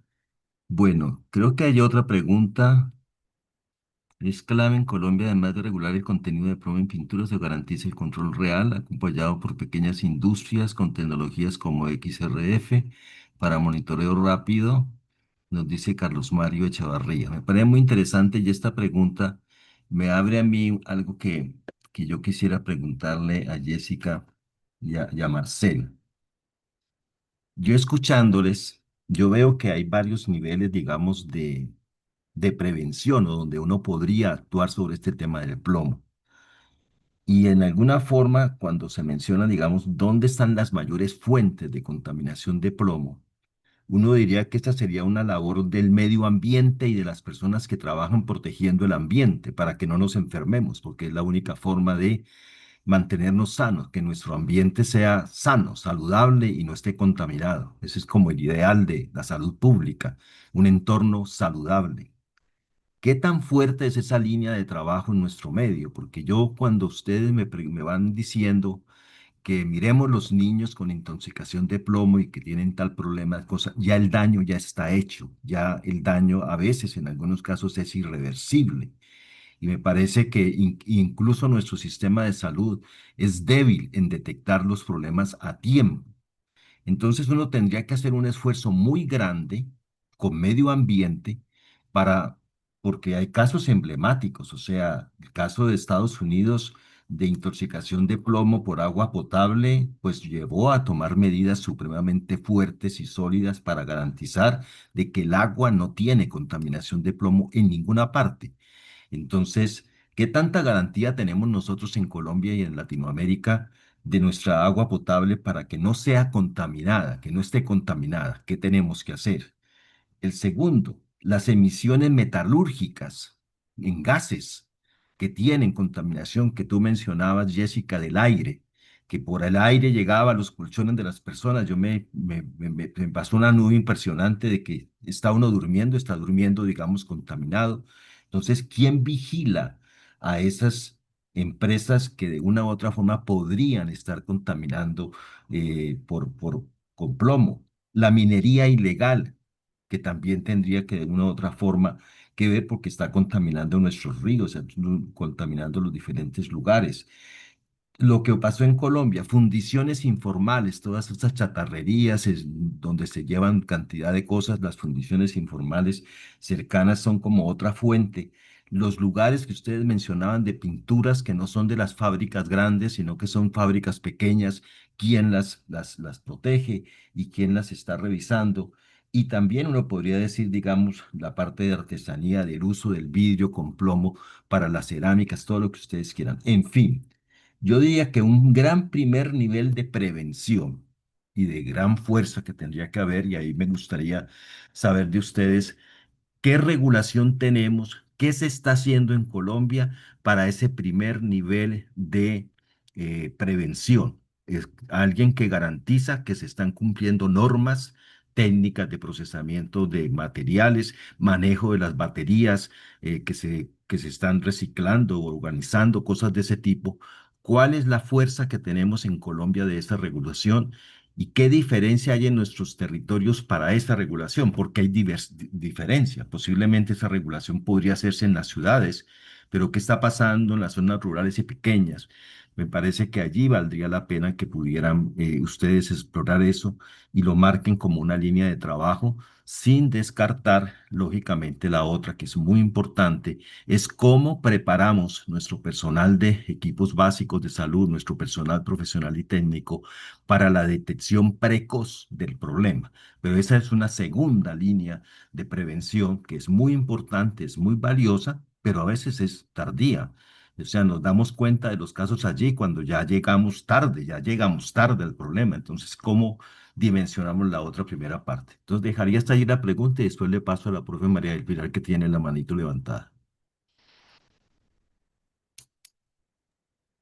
No, sí, doctor Guerrero, sí, muchas gracias por estas reflexiones y es que algo que es fundamental y creo que es algo de lo que nos hace a nosotros o el programa en el que estamos trabajando nosotros como tan diferente en muchos aspectos, pero también tan fortalecido y es el reconocimiento de que esto no es una problemática netamente de salud y que se debe abordar netamente desde la salud, sino que es una problemática de salud ambiental. Ambiental. Hay que ponerle el nombre completico, nombre y apellido.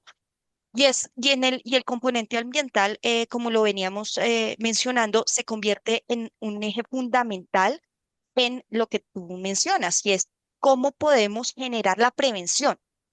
O sea, hablemos del antes de, o sea, cómo podemos prevenir las exposiciones al plomo.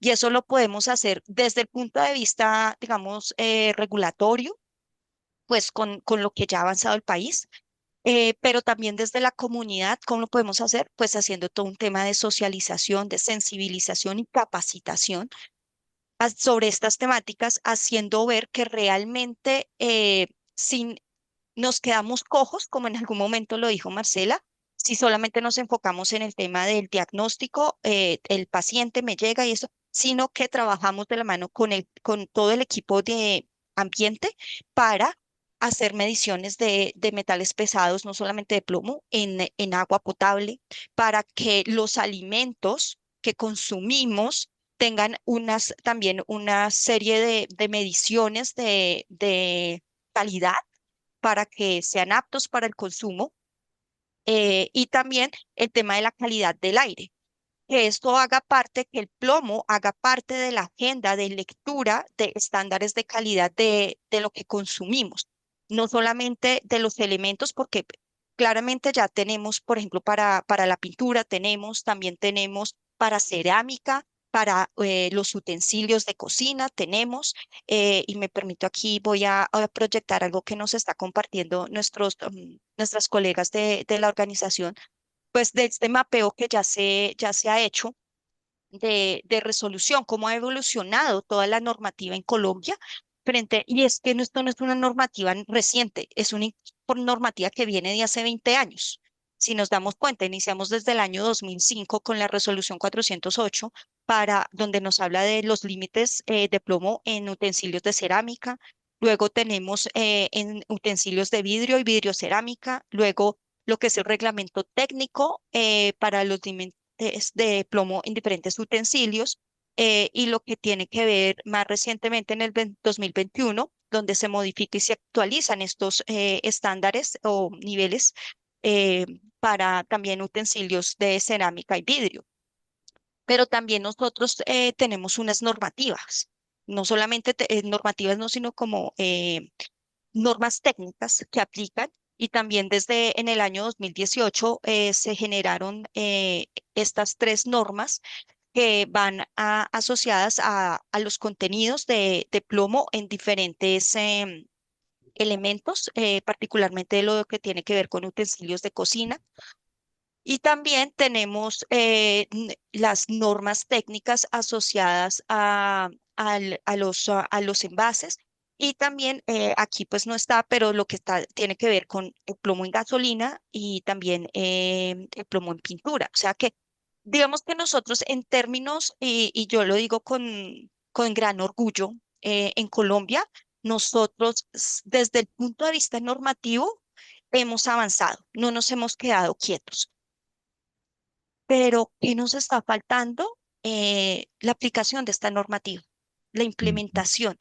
Y es porque eso también requiere de un andamiaje de gobierno muy alto, que no, y por ejemplo, las pequeñas y medianas, esto aplica muy bien por nombrar IMUSA, Corona, estas grandes industrias en pinturas, Tito Pavón, aplica y ellos lo están adoptando, pero aquellas pequeñas y medianas y que decimos en Ráquira, donde producen esta cerámica tan bonita, allá no alcanza, ya no alcanza a llegar la aplicación de esta normativa. Entonces ahí, eso por un lado.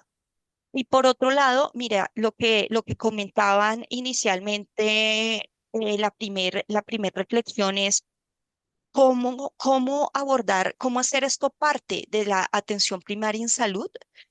Yo, desde los ejercicios de otros países, por ejemplo, como Perú y en Estados Unidos, donde parte de la consulta de crecimiento y desarrollo, el homólogo en esos contextos, es que se incluye una medición de plomo en sangre.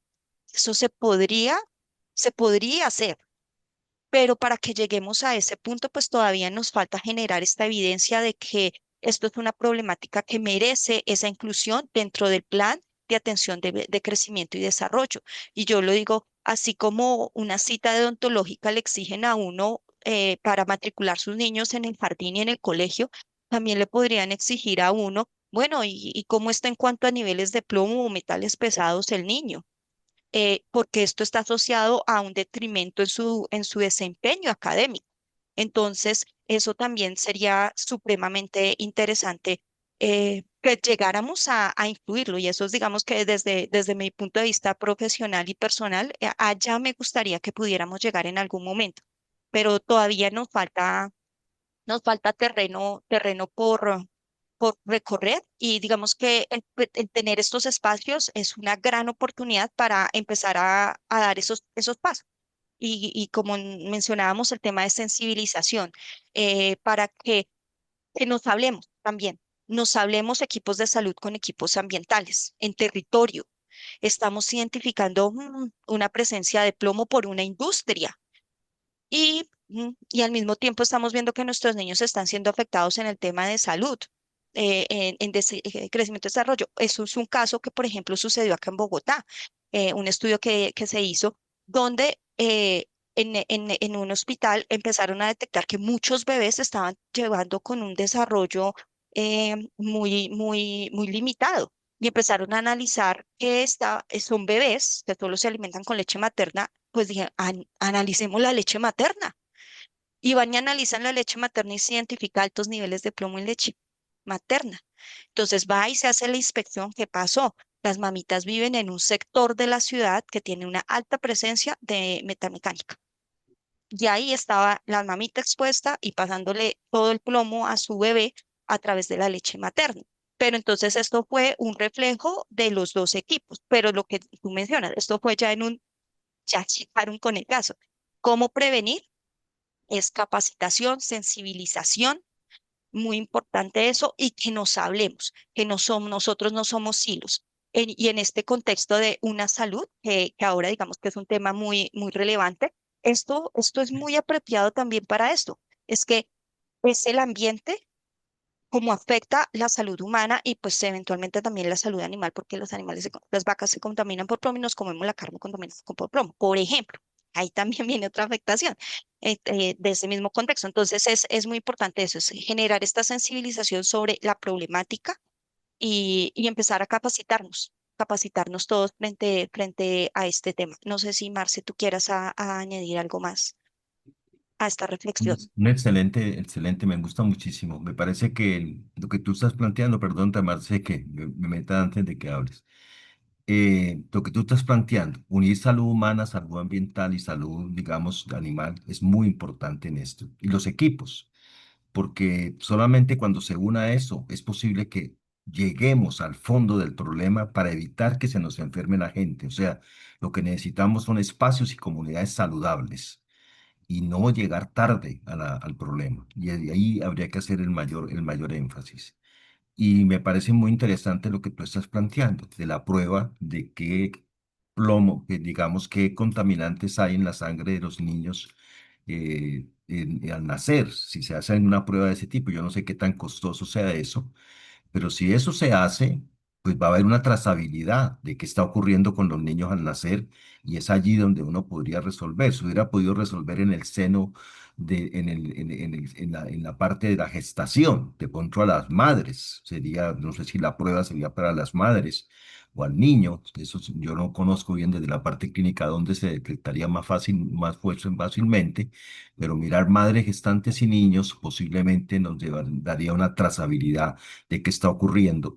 Y sobre todo en zonas que uno dice, si es zona metalúrgica, si es zona de fundidora, si es zona de tal cosa, debería aplicarse las pruebas. Habrá otros lugares donde no las hagamos, pero habrá unas donde hay un mapa de riesgos si estamos por regiones y por territorios, donde la prueba se vuelve obligatoria, no necesariamente en todas partes, pero en algunas zonas sí, para poder propiciar la intervención en una forma oportuna. Me parece muy interesante lo que planteas. Eh, perdóname, Marcela, si María del Pilar, adelante, si te ibas a decir algo para darle paso. Sí, doctor, muchas gracias. Pues agradecer de nuevo a Marcela y a Jessica y decirles que nos están acompañando muchas personas acá en la sala y en Facebook. Tenemos desde México, Brasil, Ecuador, Paraguay, Venezuela, Qué bien. Australia, Salvador y de muchos departamentos diferentes de Colombia. También nos hacen preguntas a través del Facebook.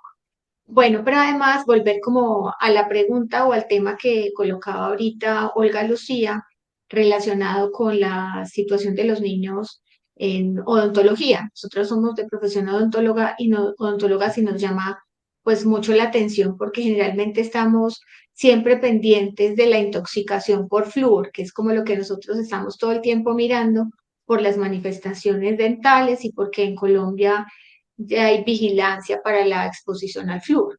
Entonces manejamos ese protocolo. Pero el caso de plomo no nos es tan conocido fuera de eso que vemos allí como en los libros y realmente el plomo afecta muchísimo la salud bucal porque disminuye el pH salivar y eso hace que se altere la microflora, aumenta el riesgo de caries, por ejemplo, para los niños, se presenta queilitis, descamación del epitelio en lengua, en paladar, en mucosas, o sea, son muchas las manifestaciones vocales y ahora pues escuchándola recordaba eso de cuando estudiaba hace tiempos, pero realmente hoy tal vez en los currículos no lo tenemos tan presente. Entonces, me parece muy importante que vinculemos los odontólogos también en este tema. Ahorita mencionaban que tienen uno dentro que hace parte de su equipo. Entonces, pues bueno, llamar la atención frente a esas manifestaciones porque nos pueden estar ayudando en ese diagnóstico temprano. Era mi reflexión ahí. Y también tenía una pregunta, pero la contestaron ahorita y era que a propósito de que estamos en la semana de la lactancia materna a nivel mundial, la semana anterior, pues qué tanto tenemos de conocimiento sobre el paso del plomo a través de la leche materna, pero pues ya nos han dicho ustedes que efectivamente se da, así que bueno, creo que también es muy importante tenerlos en cuenta. Y doctor, me voy a permitir leer una pregunta que tenemos por aquí en la cajita antes de que usted continúe leyendo las del chat. Y es que nos pregunta María Beatriz Duarte, ¿cómo identificar juguetes y utensilios de cocina con plomo? Muy bien. Gracias por la pregunta y agrego otra que tengo por acá. En relación a utensilios, la normativa de cerámica, tal cosa, sí, ya vimos que tenemos una buena normativa en tema de cerámicos y vidrio. Lo que pasa es que hay dificultades en la aplicación, pero los avances en normatividad han quedado evidentes, digamos, en esta charla que nos han dado en este momento. Y aquí había una persona que quería hacer la pregunta a voz con voz. ¿Quién era? Puede levantar la manito y nosotros le damos la palabra. Juan Camilo Hernández. Juan Camilo, bien puedas hacer la pregunta para pasarle a Jessica y a Marcela. Buenas noches, gracias, doctor Juan Eduardo.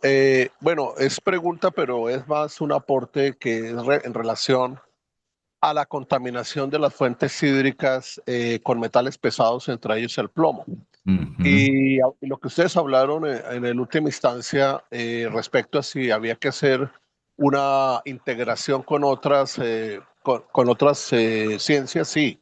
Les voy a contar muy rápidamente. Hubo una experiencia piloto en la fuente, en la zona baja del río Bogotá, entre cuando era Corpoica, ingenieros agrónomos, veterinarios, y en ese momento pues yo pertenecía a una fundación ambiental donde estas personas, los ingenieros agrónomos, tomaron biopsias de las reses, tomaron muestras del agua y se demostró un alto contenido de metales pesados, entre esos el plomo.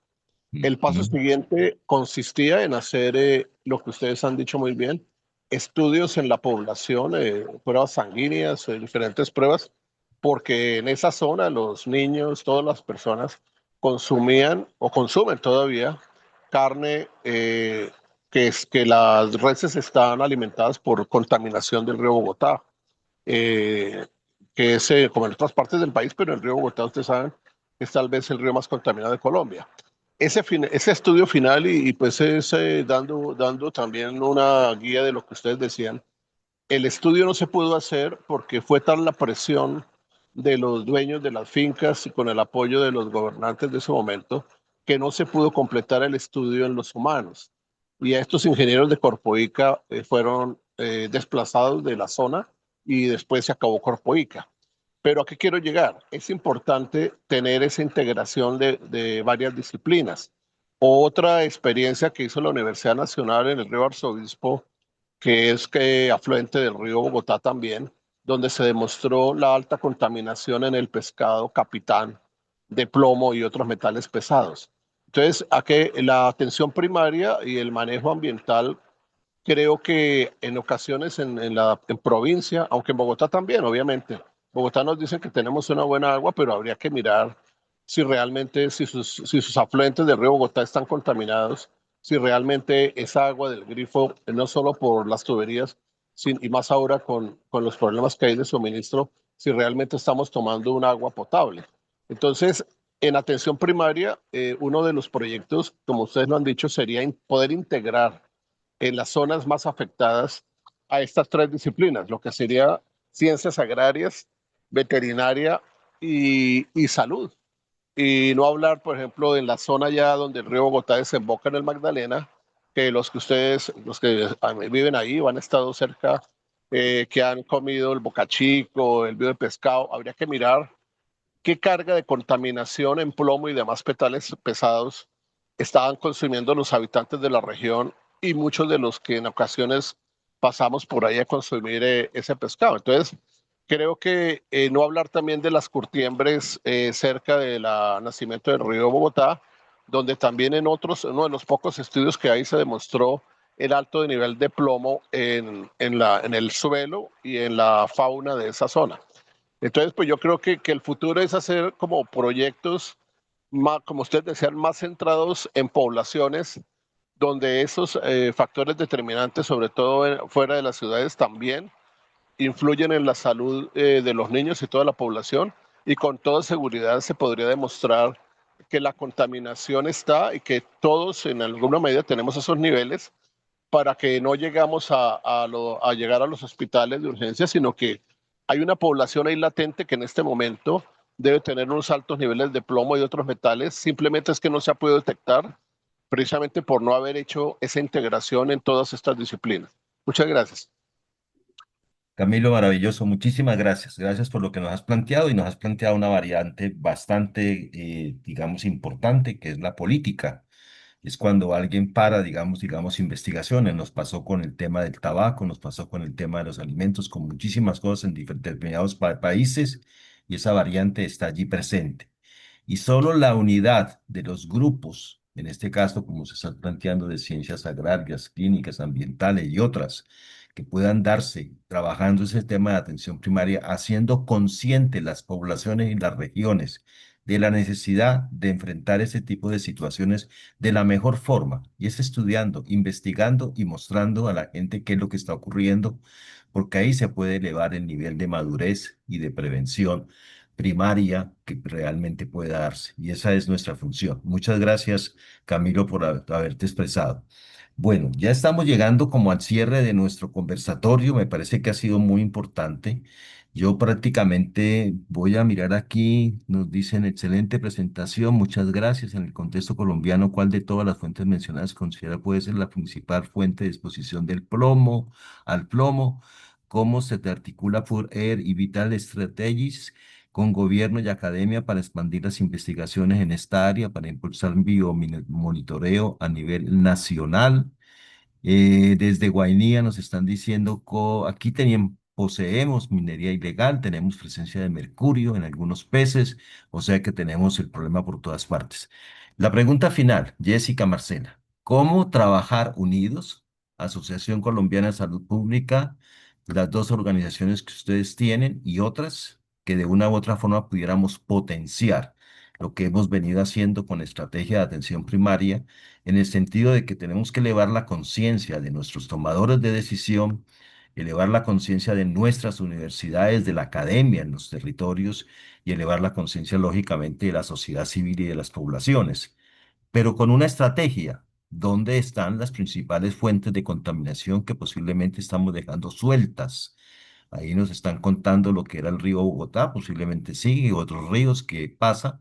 Entonces es importante cuál sería la estrategia y ustedes cuál sería la mirada. Estamos nosotros ya a las puertas del quinto Congreso Bienal de Salud Pública.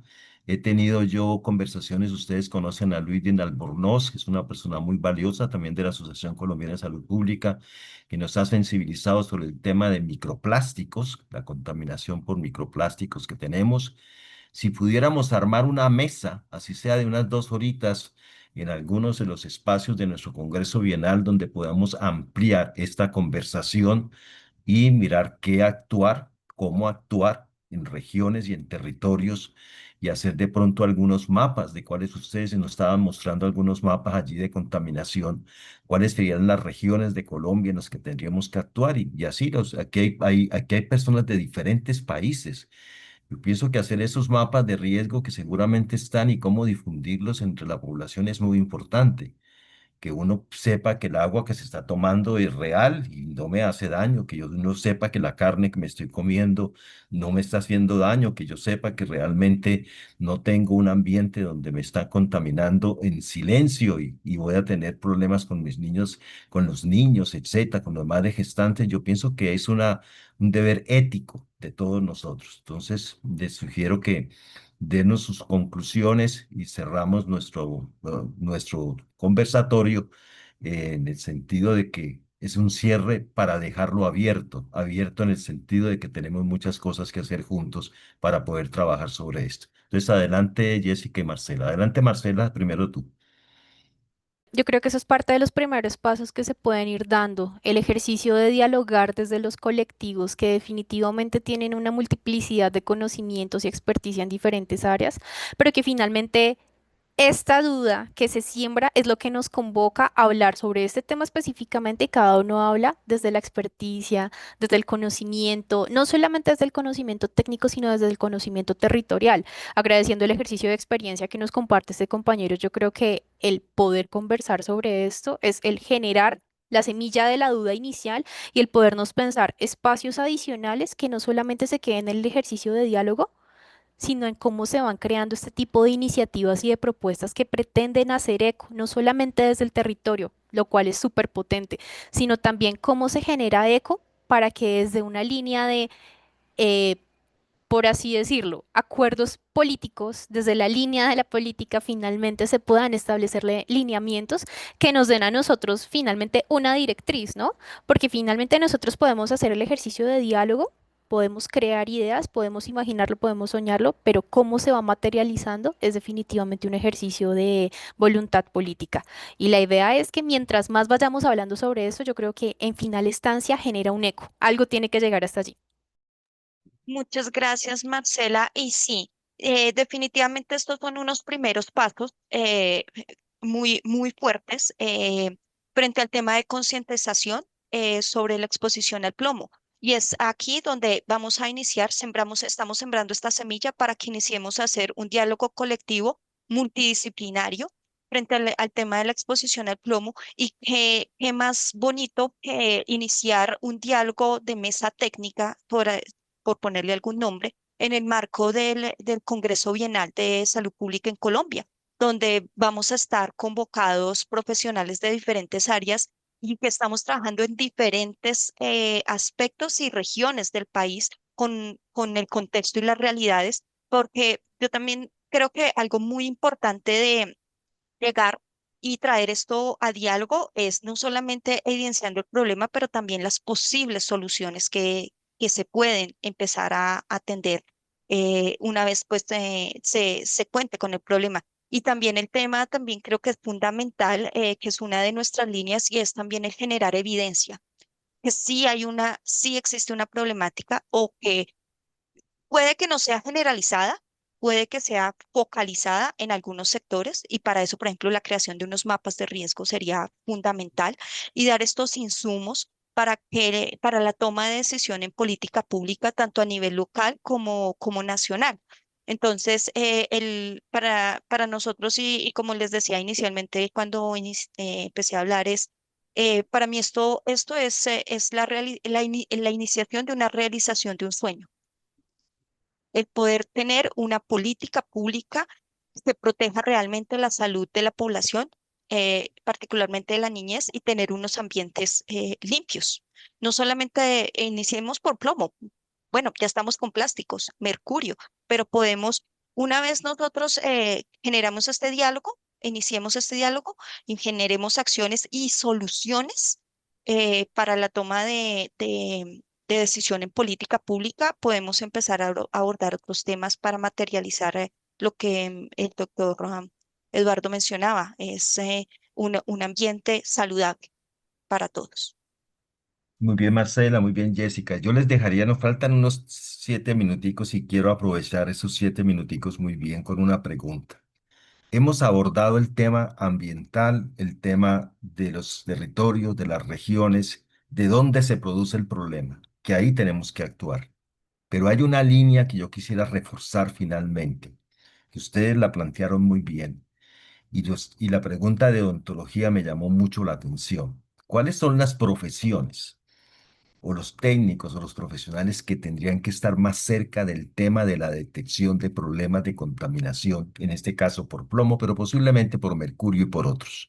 ¿Cuáles serían los profesionales de los equipos básicos y de las profesiones clínicas que podrían estar más cerca y armar equipo, ser interdisciplinarios frente al tema de la contaminación que afecta especialmente niños, especialmente madres gestantes? Yo no niego, digamos, el resto, pero allí me parece que está el área más sensible: madres gestantes, niños, los adultos y los adultos mayores.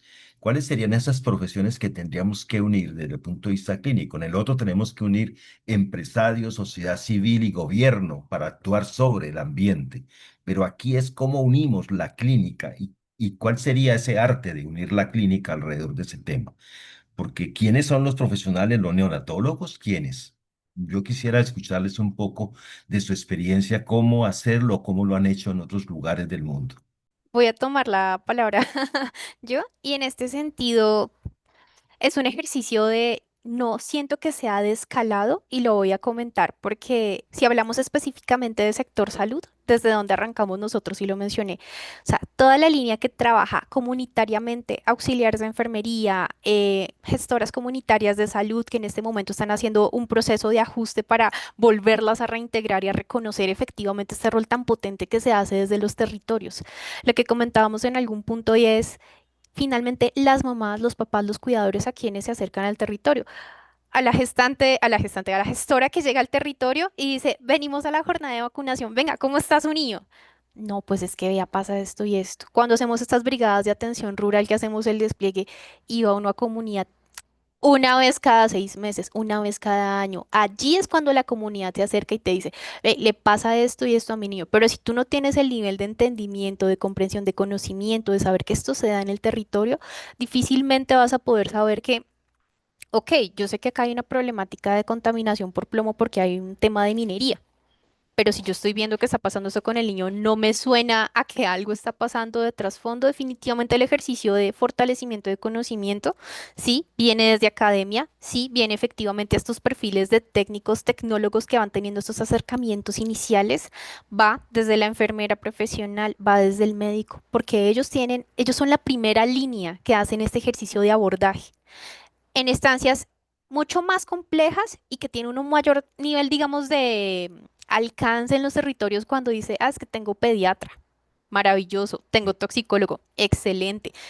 Ok, ellos deben sí tener el nivel de conocimiento de cómo se hace el manejo clínico de la intoxicación por plomo, pero finalmente quienes hacen este primer acercamiento son estos gestores comunitarios de salud y el ejercicio de fortalecimiento para ellos tiene que ser muy potente. Lo menciono porque desde la academia, por ejemplo, para los módulos de enfermería, cuando yo cursé la carrera no se incluía, esta parte no se incluía, por ejemplo.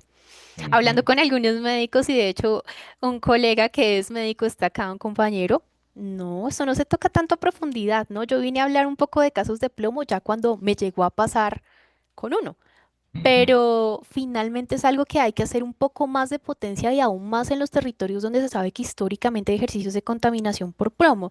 No podemos desconocer que si en este momento no hay una línea base que me diga en Colombia y está documentado, no, hay unos ejercicios que se han hecho de manera, digamos, un poco separada, no sincrónica, que nos dicen este territorio hay hace 10 años, hace 15, hace 20. Pero es importante tener una línea base de conocimiento, hacer el ejercicio de fortalecimiento de conocimientos en los pénsules de educación que se tienen establecidos, no desconocer que incluso, por ejemplo, el técnico en la línea de salud ambiental o el técnico ambiental tiene que conocer este tema. No es solamente la presencia de plomo en la mina. Esto cómo repercute en salud y cómo se generan estos ejercicios de articulaciones locales. Porque si ustedes ven, tenemos Secretaría de Salud, tenemos Secretaría de Ambiente. En Secretarías de Salud hay un referente de salud ambiental, pero cuando tú vas a explorar el ejercicio de articulación que se da entre estas dos, con la Secretaría de Ambiente, es como, es que eso les corresponde a ellos. Ellos son los que hacen el abordaje, ellos son los que hacen la intervención en territorio, en terreno, de alejar la fuente de exposición. Sí, pero tenemos que trabajarlo de manera articulada, si no, definitivamente no va a funcionar. Maravilloso, muy bien. Adelante, Jessica.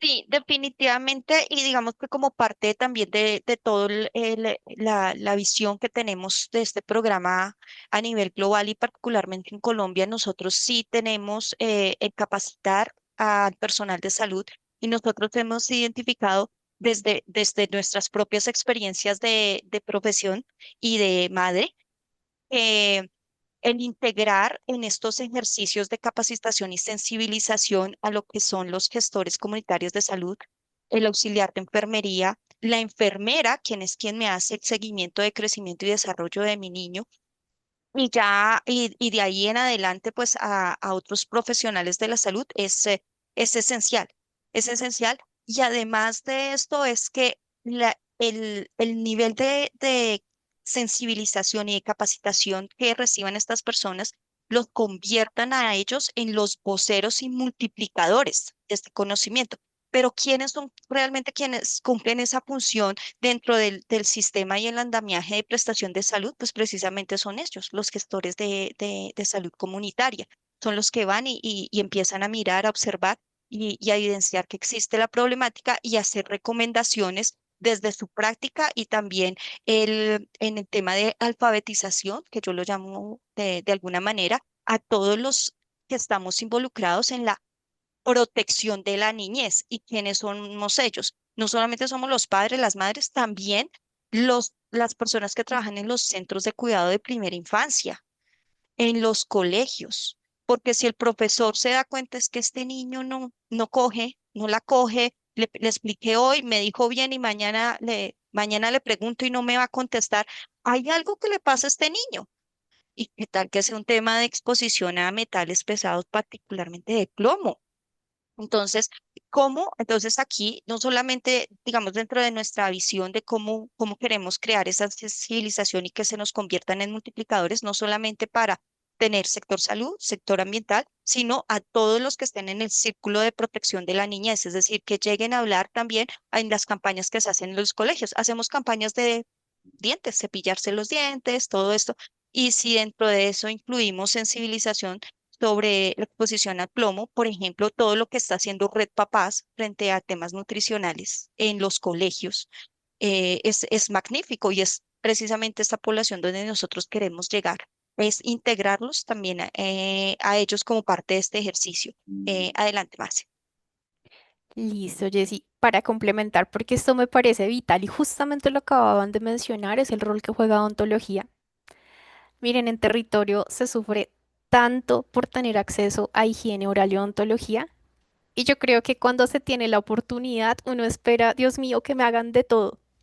Porque nos ha pasado cuando tenía unidades de atención móviles en salud en zonas retiradas del país, era la necesidad más urgente, incluso más que el médico, el tener el tema de acceso a odontología y a higiene oral, y que el odontólogo y el higienista oral tenga la experticia, el conocimiento para poder echar su ojo clínico y detectar todos estos elementos que hemos visto que repercuten en la salud bucal de la gente. Miren, ustedes un dolor de muela no se lo aguantan en territorio sin analgesia, sin antibióticos. O sea, es cómo todo esto se va sumando, porque aparte de esto también hay un ejercicio articulado con otras profesiones y es psicología. ¿Cuántas veces me llegan casos de niños entonces con temas de crisis de ansiedad, temas de hiperactividad, pero dónde está ese correlacionamiento de que podría ser una intoxicación por plomo? Con la línea de nutrición. Niño con anemia, le hemos dado suplementos, no mejora, no mejora, no mejora. Nutrición hace todo un esquema de de plan nutricional, pero el paciente efectivamente no mejora. ¿Cómo podemos hacer ese ejercicio articulado a diferentes profesiones. Esto lo mencionamos porque aprovechamos que estamos como haciendo un planteamiento a futuro para crear un curso sobre el tema de exposición a plomo. Y yo creo que esto es vital, ¿no? ¿Cómo incluimos los demás currículos, las demás profesiones, donde puede ser tan oportuno que ellos tengan ese nivel de conocimiento? Porque finalmente es un ejercicio que requiere articulación. No podemos seguir sesgando el conocimiento a que solamente estas personas necesitan aprender sobre plomo. Muy bien, bueno, excelente. Yo creo que hemos llegado al final. Yo quiero agradecer especialmente a cada uno de ustedes por la presencia activa que han tenido en este conversatorio, por su compromiso. Hemos aprendido muchísimo sobre el plomo, hemos aprendido muchísimo sobre la temática. Este es un asunto de derechos, de territorios y de futuras prácticas interprofesionales. Ya vimos que hay que unir diferentes disciplinas para salir adelante, que tenemos que unir diferentes disciplinas en el área clínica para poder detectar más precozmente los problemas, evidenciar lo que se ha planteado de odontología, de psicología, una mirada diferente cuando llegan a nuestros consultorios, nos puede ayudar a muchísimas cosas. De modo que muy interesante, muy interesante. Educación, capacitación, territorio, escuela, llevar esto a los barrios, a las veredas, a las personas.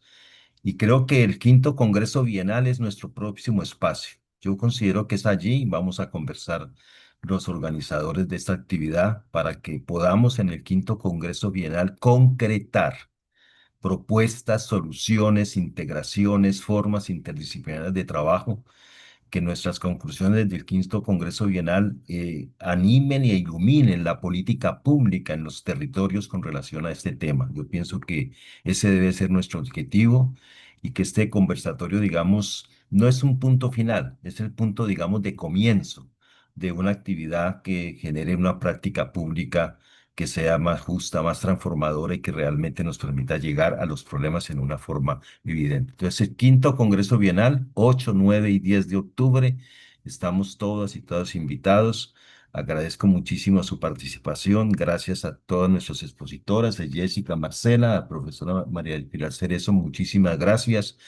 A nuestro grupo de comunicaciones, a Claudia, a Ana María Ocaña, a todo el grupo que estuvo detrás de eso. Mil gracias por todo lo que han hecho y nos vemos en la próxima. Muchísimas gracias.